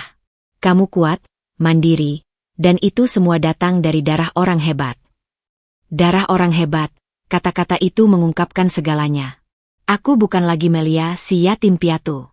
Aku adalah Melia Hartono. Dan tiba-tiba semua, cacat, ku berubah menjadi kelebihan. Percakapan kita selesai. Kataku berdiri. Tunggu, Lia. Dia beringsut. Aku punya proposal. Bisnis. Dengarkan. Aku punya perusahaan kontraktor kecil. Ayahmu, maksudnya, Pak Hartono, pasti punya banyak proyek. Beri aku satu kesempatan. Satu tender kecil. Biar aku buktikan bahwa aku bisa jadi lebih baik, bahwa aku layak mendapatkan kepercayaan. Disinilah intinya. Bukan rekonsiliasi, tapi peluang bisnis. Aku memandang ayahku dari kejauhan. Dia mengangkat bahu, seolah berkata, terserah kamu. Sebuah ide yang jahat dan penuh rasa penasaran muncul di kepalaku. Aku ingin melihat sejauh apa dia akan merendahkan diri. Aku ingin melihat apakah ayahku benar, bahwa ini semua adalah sandiwara. Baik, kataku membuatnya terkejut.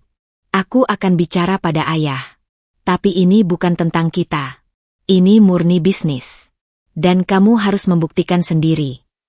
Wajahnya bersinar. Tentu. Terima kasih, Lia. Aku tidak akan mengecewakan. Aku berjanji. Malam itu, di penthouse, aku menceritakan segalanya pada ayahku. Dia mendengarkan dengan serius. Jadi kau memberinya harapan? Tanyanya. Aku memberinya cukup tali untuk menggantung dirinya sendiri.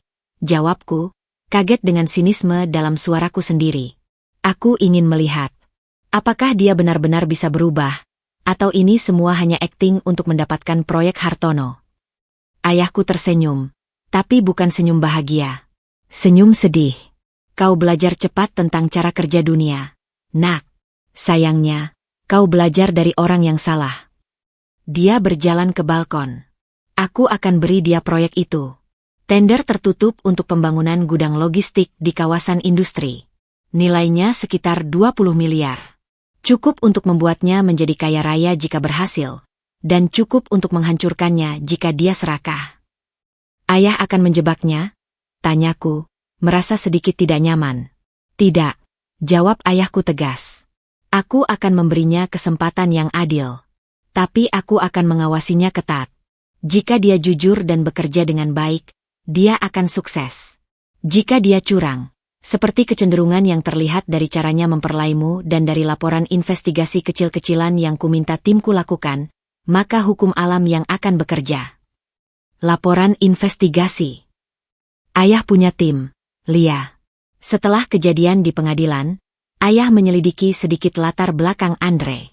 Hutang yang ditutup-tutupi, praktik markup kecil-kecilan di proyek lama, dan hubungannya yang agak terlalu dekat dengan Olivia Handoko. Nama itu seperti tamparan. Jadi, itu benar. Tampaknya. Tapi itu urusan masa lalunya. Sekarang, kita lihat masa depannya. Apakah dia akan menggunakan kesempatan ini untuk membuktikan bahwa dia bisa jadi baik, atau untuk mengeruk keuntungan sebanyak-banyaknya. Proses tender berjalan cepat. Ayahku menggunakan anak perusahaannya yang bergerak di bidang pengembangan properti, Mas Andre, dengan perusahaan kontraktornya, Andalan Karya, mengajukan proposal yang tampak meyakinkan. Harganya kompetitif, spek teknisnya bagus. Dia sepertinya melakukan pekerjaan rumahnya dengan baik. Hari penandatanganan kontrak dilakukan di kantor Hartono Group. Mas Andre datang dengan setelan baru, penuh percaya diri. Saat menandatangani kontrak, dia menatapku yang hadir bersama ayahku. "Terima kasih untuk kesempatan ini," katanya, dengan rendah hati yang terdengar dipaksakan. "Saya tidak akan mengecewakan kepercayaan keluarga Hartono." Keluarga Hartono. Dia dengan sengaja menyebut nama keluarga itu, mencoba menjalin ikasan. Ayahku hanya mengangguk singkat. Setelah kontrak ditandatangani, Mas Andre semakin rajin mendekatiku. Bukan lagi dengan bunga atau pesan melankolis, tapi dengan laporan perkembangan. Dia mengirimiku update foto progres pembangunan, menanyakan pendapatku tentang desain yang tidak ku mengerti, bahkan mengundangku untuk meninjau lokasi. Sebagai putri pemilik proyek, kan wajar. Alasannya, aku menolak semua ajakannya. Tapi aku mengamati dari jauh, melalui laporan yang ayahku berikan. Awalnya, semuanya berjalan lancar. Material yang datang sesuai spesifikasi, pekerja bekerja dengan baik. Mas Andre mulai dikenal di kalangan kontraktor. Namanya muncul di beberapa media bisnis kecil. Dia bahkan mulai menjauh dari beberapa teman lamanya yang dianggapnya tidak selevel, dan semakin mendekati lingkaran yang lebih tinggi. Paman Budi, yang sesekali berkunjung, menggelengkan kepala. Dia sedang di puncak dunianya. "Lia, hati-hati. Orang yang naik terlalu cepat biasanya lupa cara turun." Dan Paman Budi benar. Setelah proyek berjalan 40%, laporan internal mulai mencatat anomali kecil. Beberapa material sekunder, seperti cat dan perekat, mulai diganti dengan merek yang lebih murah, kualitas di bawah spesifikasi. Manajer proyek dari pihak Hartono yang kutanyai, seorang pria bernama Pak Didik, melaporkan bahwa Mas Andre mendekatinya. Dia menawarkan, "Bagi hasil, Bu Melia, lapor Pak Didik kepadaku suatu sore." Katanya, selisih dari penghematan material bisa kita bagi. Semua aman, tidak ada yang tahu. "Dan Anda?" tanyaku. Saya menolak, "Bu. Saya bekerja untuk Pak Hartono sejak lama. Integritas di atas segalanya. Teruskan memantaunya, Pak Didik, dan catat setiap buktinya." Mas Andre, yang merasa manajer proyek itu bisa diajak kerjasama, tidak tahu bahwa Pak Didik adalah mata-mata ayahku. Dia juga tidak tahu bahwa setiap pengiriman material diam-damil diambil sampel dan diuji di laboratorium independen. Keserakahan itu seperti bola salju. Mulai kecil, lalu menggelinding, makin besar. Setelah berhasil mengganti material sekunder tanpa masalah, Mas Andre mulai berani. Struktur rangka atap yang seharusnya menggunakan besi tertentu, diganti dengan yang lebih tipis. Sistem kelistrikan yang seharusnya memakai kabel berstandar internasional, diganti dengan produk lokal yang standarnya di ambang batas. Dia merasa aman. Merasa bahwa nama Hartono yang terpampang di proyek itu adalah perisai. Dia mulai hidup lebih mewah. Mobil baru, jam tangan mahal. Dan yang paling menyakitkan bagiku, foto-foto dirinya yang mulai muncul di media sosial, berpose di tempat-tempat eksklusif, seringkali dengan kenalan-kenalan baru dari kalangan elit, termasuk beberapa kali terlihat dengan Olivia Handoko, yang kini tampak sangat ramah padanya. Aku melihat semua ini dari jauh, dengan perasaan campur aduk. Sedih, bahwa orang yang pernah kucintai ternyata benar-benar seperti ini. Marah, atas segala penghinaan yang harus kuterima. Dan sebuah kepuasan yang dingin, mengetahui bahwa dia sedang menggali lubang untuk dirinya sendiri. Ayahku, suatu malam, bertanya padaku, "Proyek sudah 70%. Bukti-bukti penyelewengan sudah menumpuk. Apa yang ingin kau lakukan? Kita bisa hentikan sekarang." Aku memandangi kota dari balkon. Tunggu sampai dia hampir selesai. Yah, saat dia sudah merasa paling aman. Saat dia sudah menganggap segalanya berada dalam genggamannya. Saat itulah kebenaran akan paling menyakitkan. Ayahku memandangiku dengan ekspresi yang sulit kubaca. Mungkin sedih melihat anaknya yang dulu polos sekarang memikirkan strategi seperti ini. Tapi dia mengangguk. Baik, kita tunggu. Tapi ingat, Lia, jangan biarkan balas dendam menggelapkan hatimu. Kita tidak melakukan ini untuk menyakitinya. Kita melakukan ini karena dia melanggar hukum dan kepercayaan. Itu saja.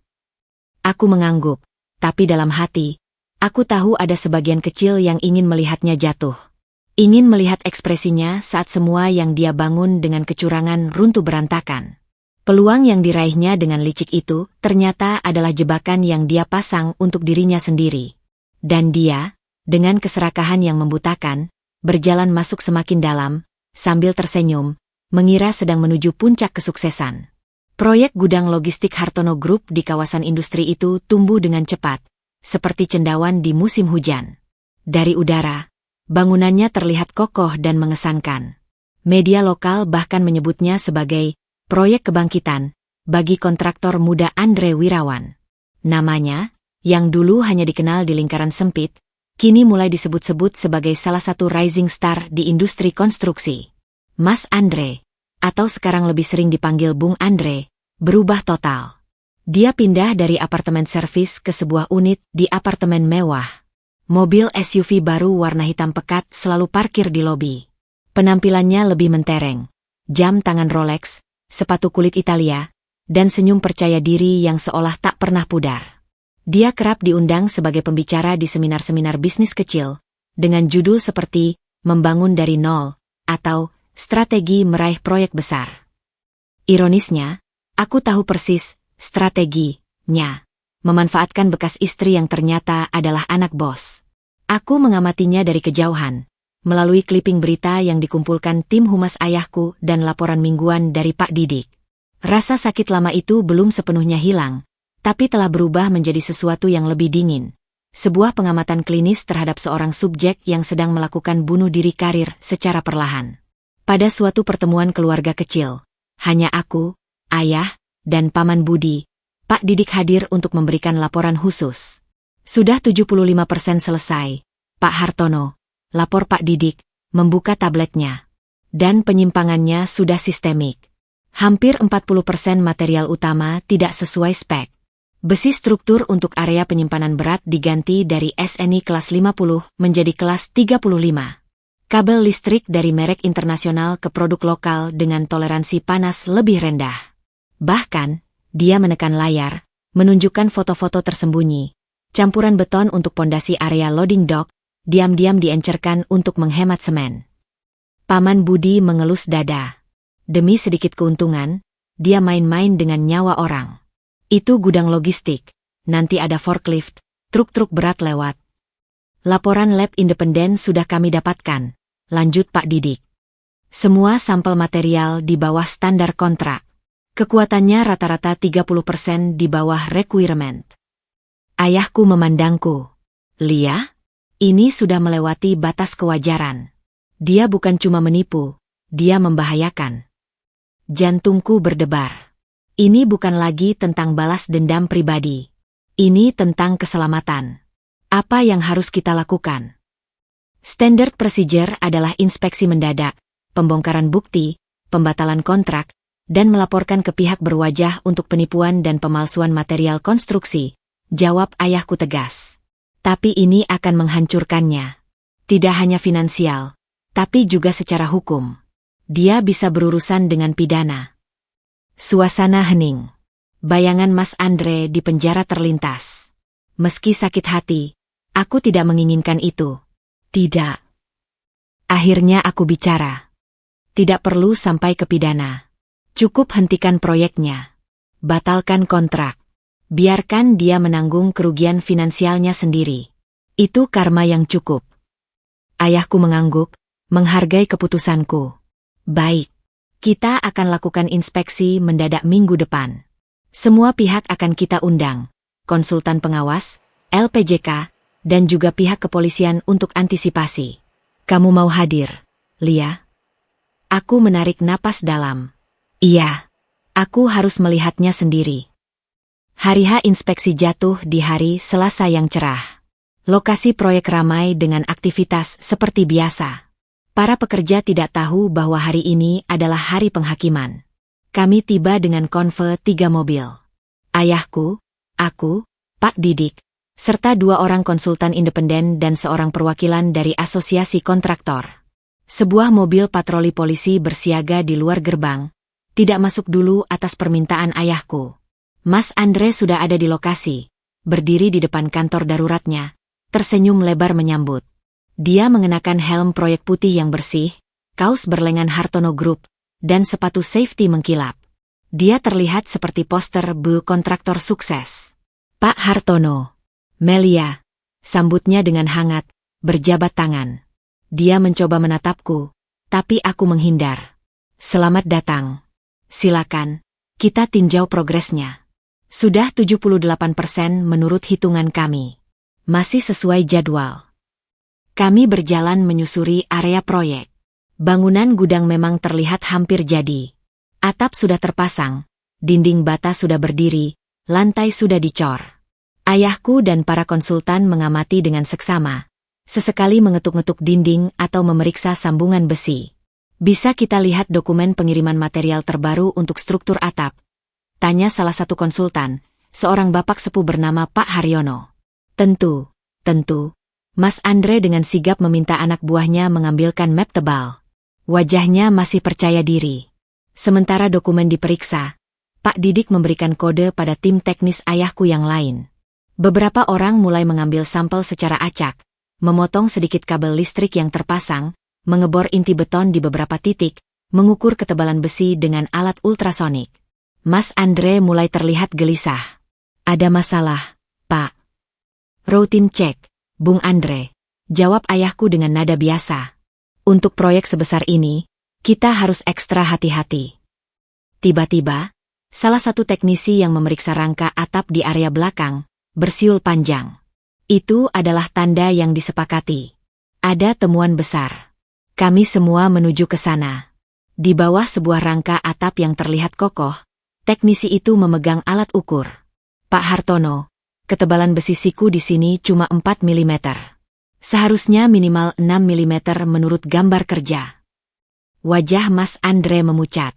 Itu pasti salah kirim dari supplier. Akan saya tegur. Bukan cuma di sini, Pak. Sela teknisi lain dari sisi lain. Di sini juga sama. Dan lasannya tidak penuh, cuma titik-titik. Konsultan Pak Haryono membuka dokumen pengiriman. Di berita acara serah terima material tertulis, besi siku 6 mm, merek Steelmaster. Tapi yang terpasang. Dia mendekati, membaca stempel pada besi itu, merek Sinar Jaya, dan ukurannya jelas di bawah 6 mm. Suasana berubah tegang. Pekerja-pekerja mulai berhenti bekerja, mengintip dari kejauhan. Bung Andre, suara ayahku kini berat dan berwibawa. Ini pelanggaran serius. Kita perlu cek semua material. Pak Hartono, ini bisa didiskusikan. Mungkin ada kesalahan administrasi. Bantah Mas Andre, keringat mulai membasahi pelipisnya. Bukan cuma besi, lapor seorang teknisi lainnya, datang membawa potongan kabel. Insulasi kabel power ini tipis, dan konduktornya lebih kecil dari spesifikasi. Risiko konsleting dan kebakaran tinggi. Laporan-laporan terus berdatangan seperti tembakan meriam. Beton yang rapuh, cat anti karat yang mudah terkelupas, sistem hidran yang menggunakan pipa di bawah standar. Mas Andre seperti orang kehilangan akal. Dia melihat ke sekeliling, seolah mencari tempat bersembunyi. Matanya akhirnya menatapku, penuh dengan permohonan yang putus asa. Lia, tolong, jelaskan pada ayahmu, ini pasti kesalahan teknis. Aku menatapnya, tanpa ampun. Kesalahan teknis yang terjadi di setiap titik, Mas Andre? Itu bukan kesalahan. Itu kesengajaan. Dia terpana, seperti baru menyadari bahwa aku bukan lagi Melia yang bisa dimanipulasi. Ayahku mengangkat tangan. Semua diam. Berdasarkan temuan awal ini, saya sebagai pemberi kerja, dengan ini menghentikan sementara seluruh aktivitas proyek. Segel lokasi. Semua dokumen dan material akan disita untuk audit menyeluruh. Kontrak dengan PT Andalan Karya saya nyatakan dibatalkan, dengan segala konsekuensi hukumnya. Tidak, teriak Mas Andre, histeris. Anda tidak bisa. Saya sudah investasi segalanya di proyek ini. Saya punya hutang bank. Ini akan bunuh saya. Kamu yang membunuh proyek ini sendiri, Andre, jawab ayahku dingin. Dengan keserakahanmu. Kamu pikir kamu bisa mempermainkan standar keselamatan? Memalsukan material? Ini bukan soal uang lagi. Ini soal nyawa orang yang nanti akan bekerja di sini. Polisi yang bersiaga di luar akhirnya masuk, setelah mendapat konfirmasi dari ayahku. Mereka mulai mengamankan dokumen dari kantor darurat. Mas Andre melihat kehancurannya terjadi dalam hitungan menit. Reputasinya, usahanya, segalanya. Dia tertunduk lesak, lalu tiba-tiba menatapku lagi, dengan mata penuh kebencian. Ini rencanamu dari awal, ya? Geramnya, suaranya parau. Kau dan ayahmu yang sok suci. Kalian jebak aku. Kalian beri aku proyek ini hanya untuk menghancurkanku. Ayahku melangkah menghalangiku. Tidak ada yang menjebakmu, Andre. Kami memberimu kepercayaan. Kamu yang memilih untuk mengkhianatinya. Kamu yang memilih untuk mencuri, berbohong, dan membahayakan orang lain demi kantongmu sendiri. Ini bukan balas dendam. Ini konsekuensi. Seorang polisi mendekati Mas Andre. Bapak Andre Wirawan? Kami perlu Bapak ikut untuk dimintai keterangan terkait dugaan pemalsuan material dan penipuan dalam pengadaan barang. Saat itu, seperti sebuah skrip drama yang terlalu klise, sebuah mobil sport merah menyusul masuk ke lokasi proyek. Olivia Handoko keluar, dengan wajah panik. Melihat kerumunan dan polisi, dia membeku. Andre? Apa yang terjadi? Tanyanya. Mas Andre memandangnya, lalu memandangku, dan sebuah ledakan amarah terakhir muncul. Ini semua karena kamu, Olivia. Kalau dulu kamu tidak merendahkanku, tidak membuatku merasa harus punya segalanya, aku tidak akan seperti ini. Olivia terkesiap, lalu wajahnya memerah. Jangan salahkan aku. Kau sendiri yang serakah. Aku cuma bilang kau butuh istri yang punya koneksi, bukan yang... Tatapannya nyasar padaku, dan dia menghentikan ucapannya, menyadari siapa yang sekarang berdiri di sampingku. Apa? Sergah Mas Andre. Lanjutkan. Bukan yang apa? Yang yatim piatu? Yang miskin? Lihat sekarang. Dia yang punya segalanya. Dan kau cuma istri direktur yang bisa diganti kapan saja. Pertengkaran memalukan itu dihentikan oleh polisi yang membawa Mas Andre pergi. Olivia, dengan muka merah padam, kembali ke mobilnya dan pergi dengan kasar. Lokasi proyek yang tadi ramai, kini sunyi. Hanya ada tim audit ayahku dan polisi yang menyegel area. Ayahku memegang pundakku. Kau baik-baik saja. Aku mengangguk, tapi tubuhku gemetar. Melihat kehancuran Mas Andre begitu cepat dan total, memberikan perasaan yang kompleks. Ada sedikit kepuasan, tapi juga kesedihan yang dalam. Sedih karena menyaksikan betapa rendah seseorang bisa jatuh karena keserakahan. Karma, bisik Paman Budi yang mendekat, menggeleng. Dia menabur angin, sekarang menuai badai. Dan badai itu baru permulaan. Keesokan harinya, berita tentang pembatalan proyek dan penyelewengan PT Andalan Karya menghiasi media bisnis. Nama Andre Wirawan bukan lagi rising star, tapi menjadi simbol koruptor kecil yang serakah. Bank-bank menagih hutangnya. Supplier menuntut pembayaran yang tertunggak. Proyek-proyek kecil lainnya ikut dibatalkan. Dia kehilangan segalanya dalam semalam. Apartemen mewah disita, mobil dijual, dan reputasi hancur berantakan. Dan karma terbesarnya bukanlah kehilangan harta, melainkan pengetahuan bahwa semua ini terjadi karena dia menghina dan meninggalkan orang yang ternyata bisa menyelamatkannya. Hanya karena dia terlalu buta untuk melihat nilai di balik kesederhanaan. Ayahku berkata padaku malam itu, kekayaan sejati bukanlah apa yang kau miliki, Melia, tapi siapa dirimu. Dan hari ini, kau membuktikan bahwa kau lebih kaya dari siapapun, dengan integritasmu. Aku tersenyum tipis, memandangi kota. Karma memang berjalan pelan, tapi pasti. Dan untuk Mas Andre, pelanannya justru membuat kejatuhannya terasa lebih sakit dan lebih dalam. Dia tidak hanya jatuh dari puncak yang dibangunnya dengan kecurangan, tetapi jatuh tepat di depan mata orang yang pernah dia injak-injak harga dirinya. Dan itu, mungkin, adalah pelajaran paling mahal yang harus dia bayar. Waktu bergulir dengan kejam sekaligus penyayang. 2 tahun bukanlah masa yang lama, tapi cukup untuk mengubah lanskap kehidupan seseorang secara total.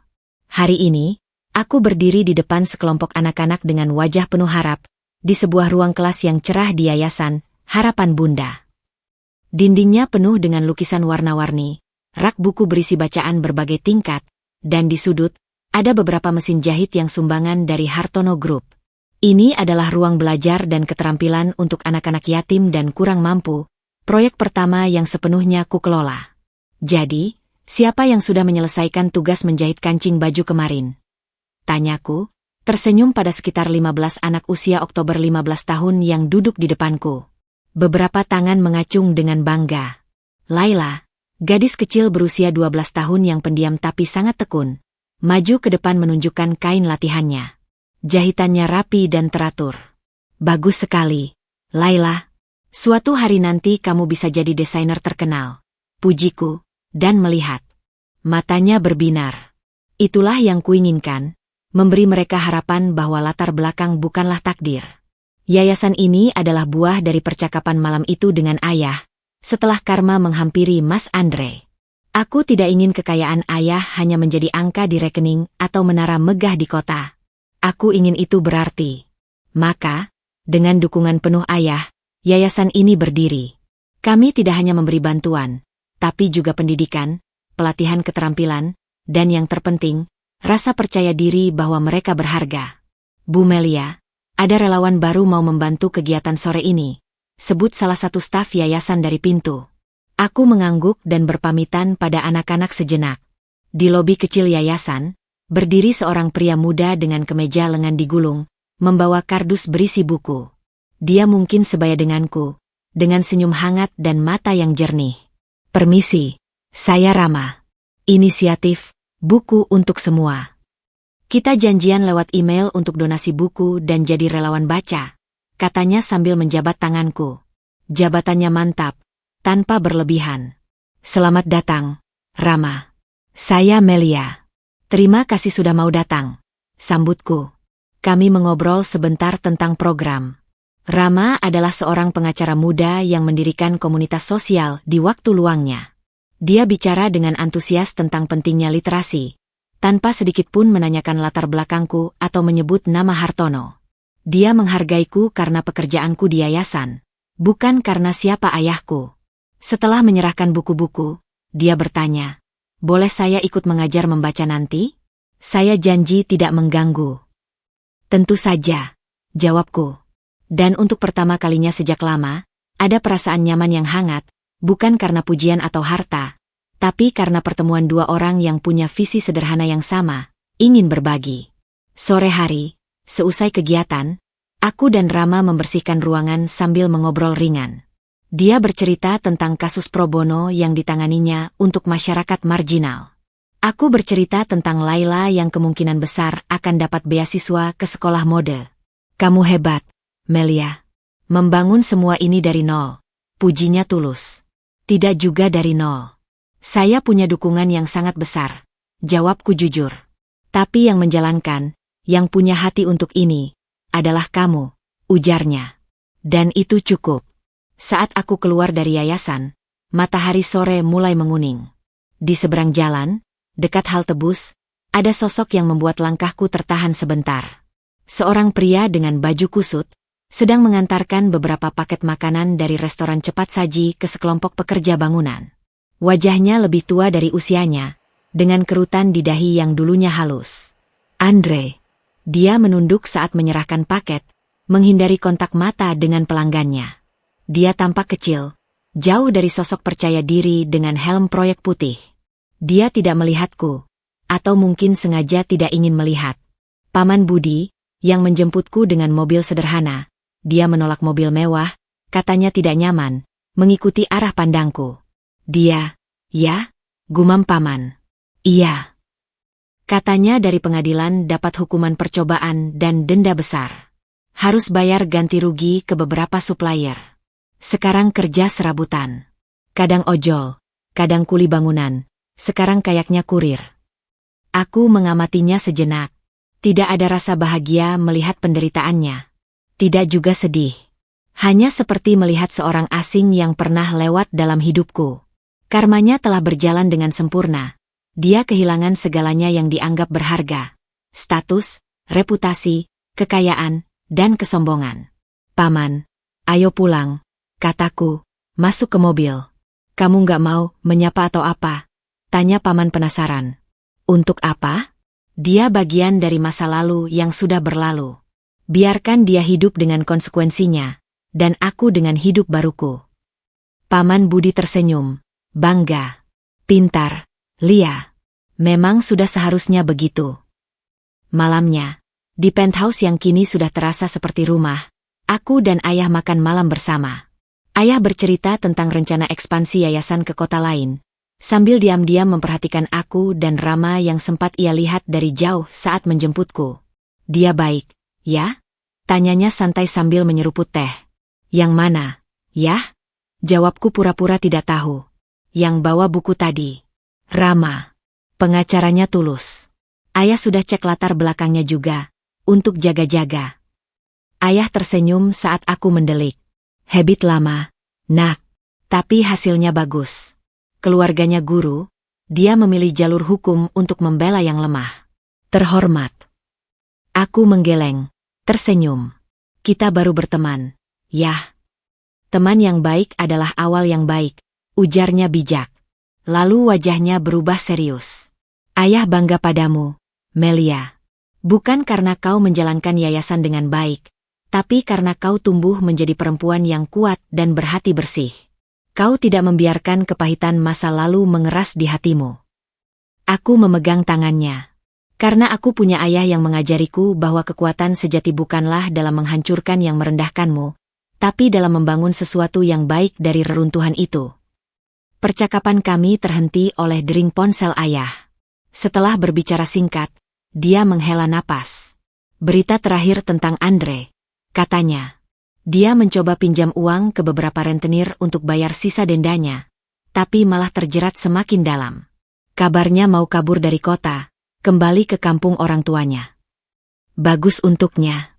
Mungkin di sana dia bisa mulai lagi, dengan cara yang lebih jujur, jawabku. Dan kurasa itulah harapan terakhirku untuknya. Sebuah awal yang baru, pelajaran yang sudah dibayar tunai, dan kehidupan yang lebih tenang jauh dari gemerlap yang pernah membutakannya. 3 bulan kemudian, aku berdiri di samping Rama, di tengah kebun kecil di belakang yayasan yang kami tanami bersama anak-anak. Dia memegang tanganku dengan lembut, tidak terburu-buru, memberikan ruang dan waktu yang kupinta.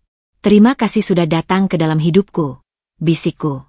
Terima kasih sudah mengizinkanku datang, jawabnya, matanya berbinar tulus. Di kejauhan, Paman Budi dan ayahku mengobrol di teras, sesekali tertawa melihat kami. 2 pilar dalam hidupku, kini bersatu dalam kebahagiaan sederhana. Aku menengadah, merasakan hangatnya matahari pagi. Fajar yang sama sekali baru benar-benar telah menyingsing. Bukan fajar dalam dongeng dengan kekayaan mendadak, tapi fajar hasil perjuangan bangkit dari keterpurukan, memaafkan tanpa melupakan, dan memilih untuk membangun daripada membalas.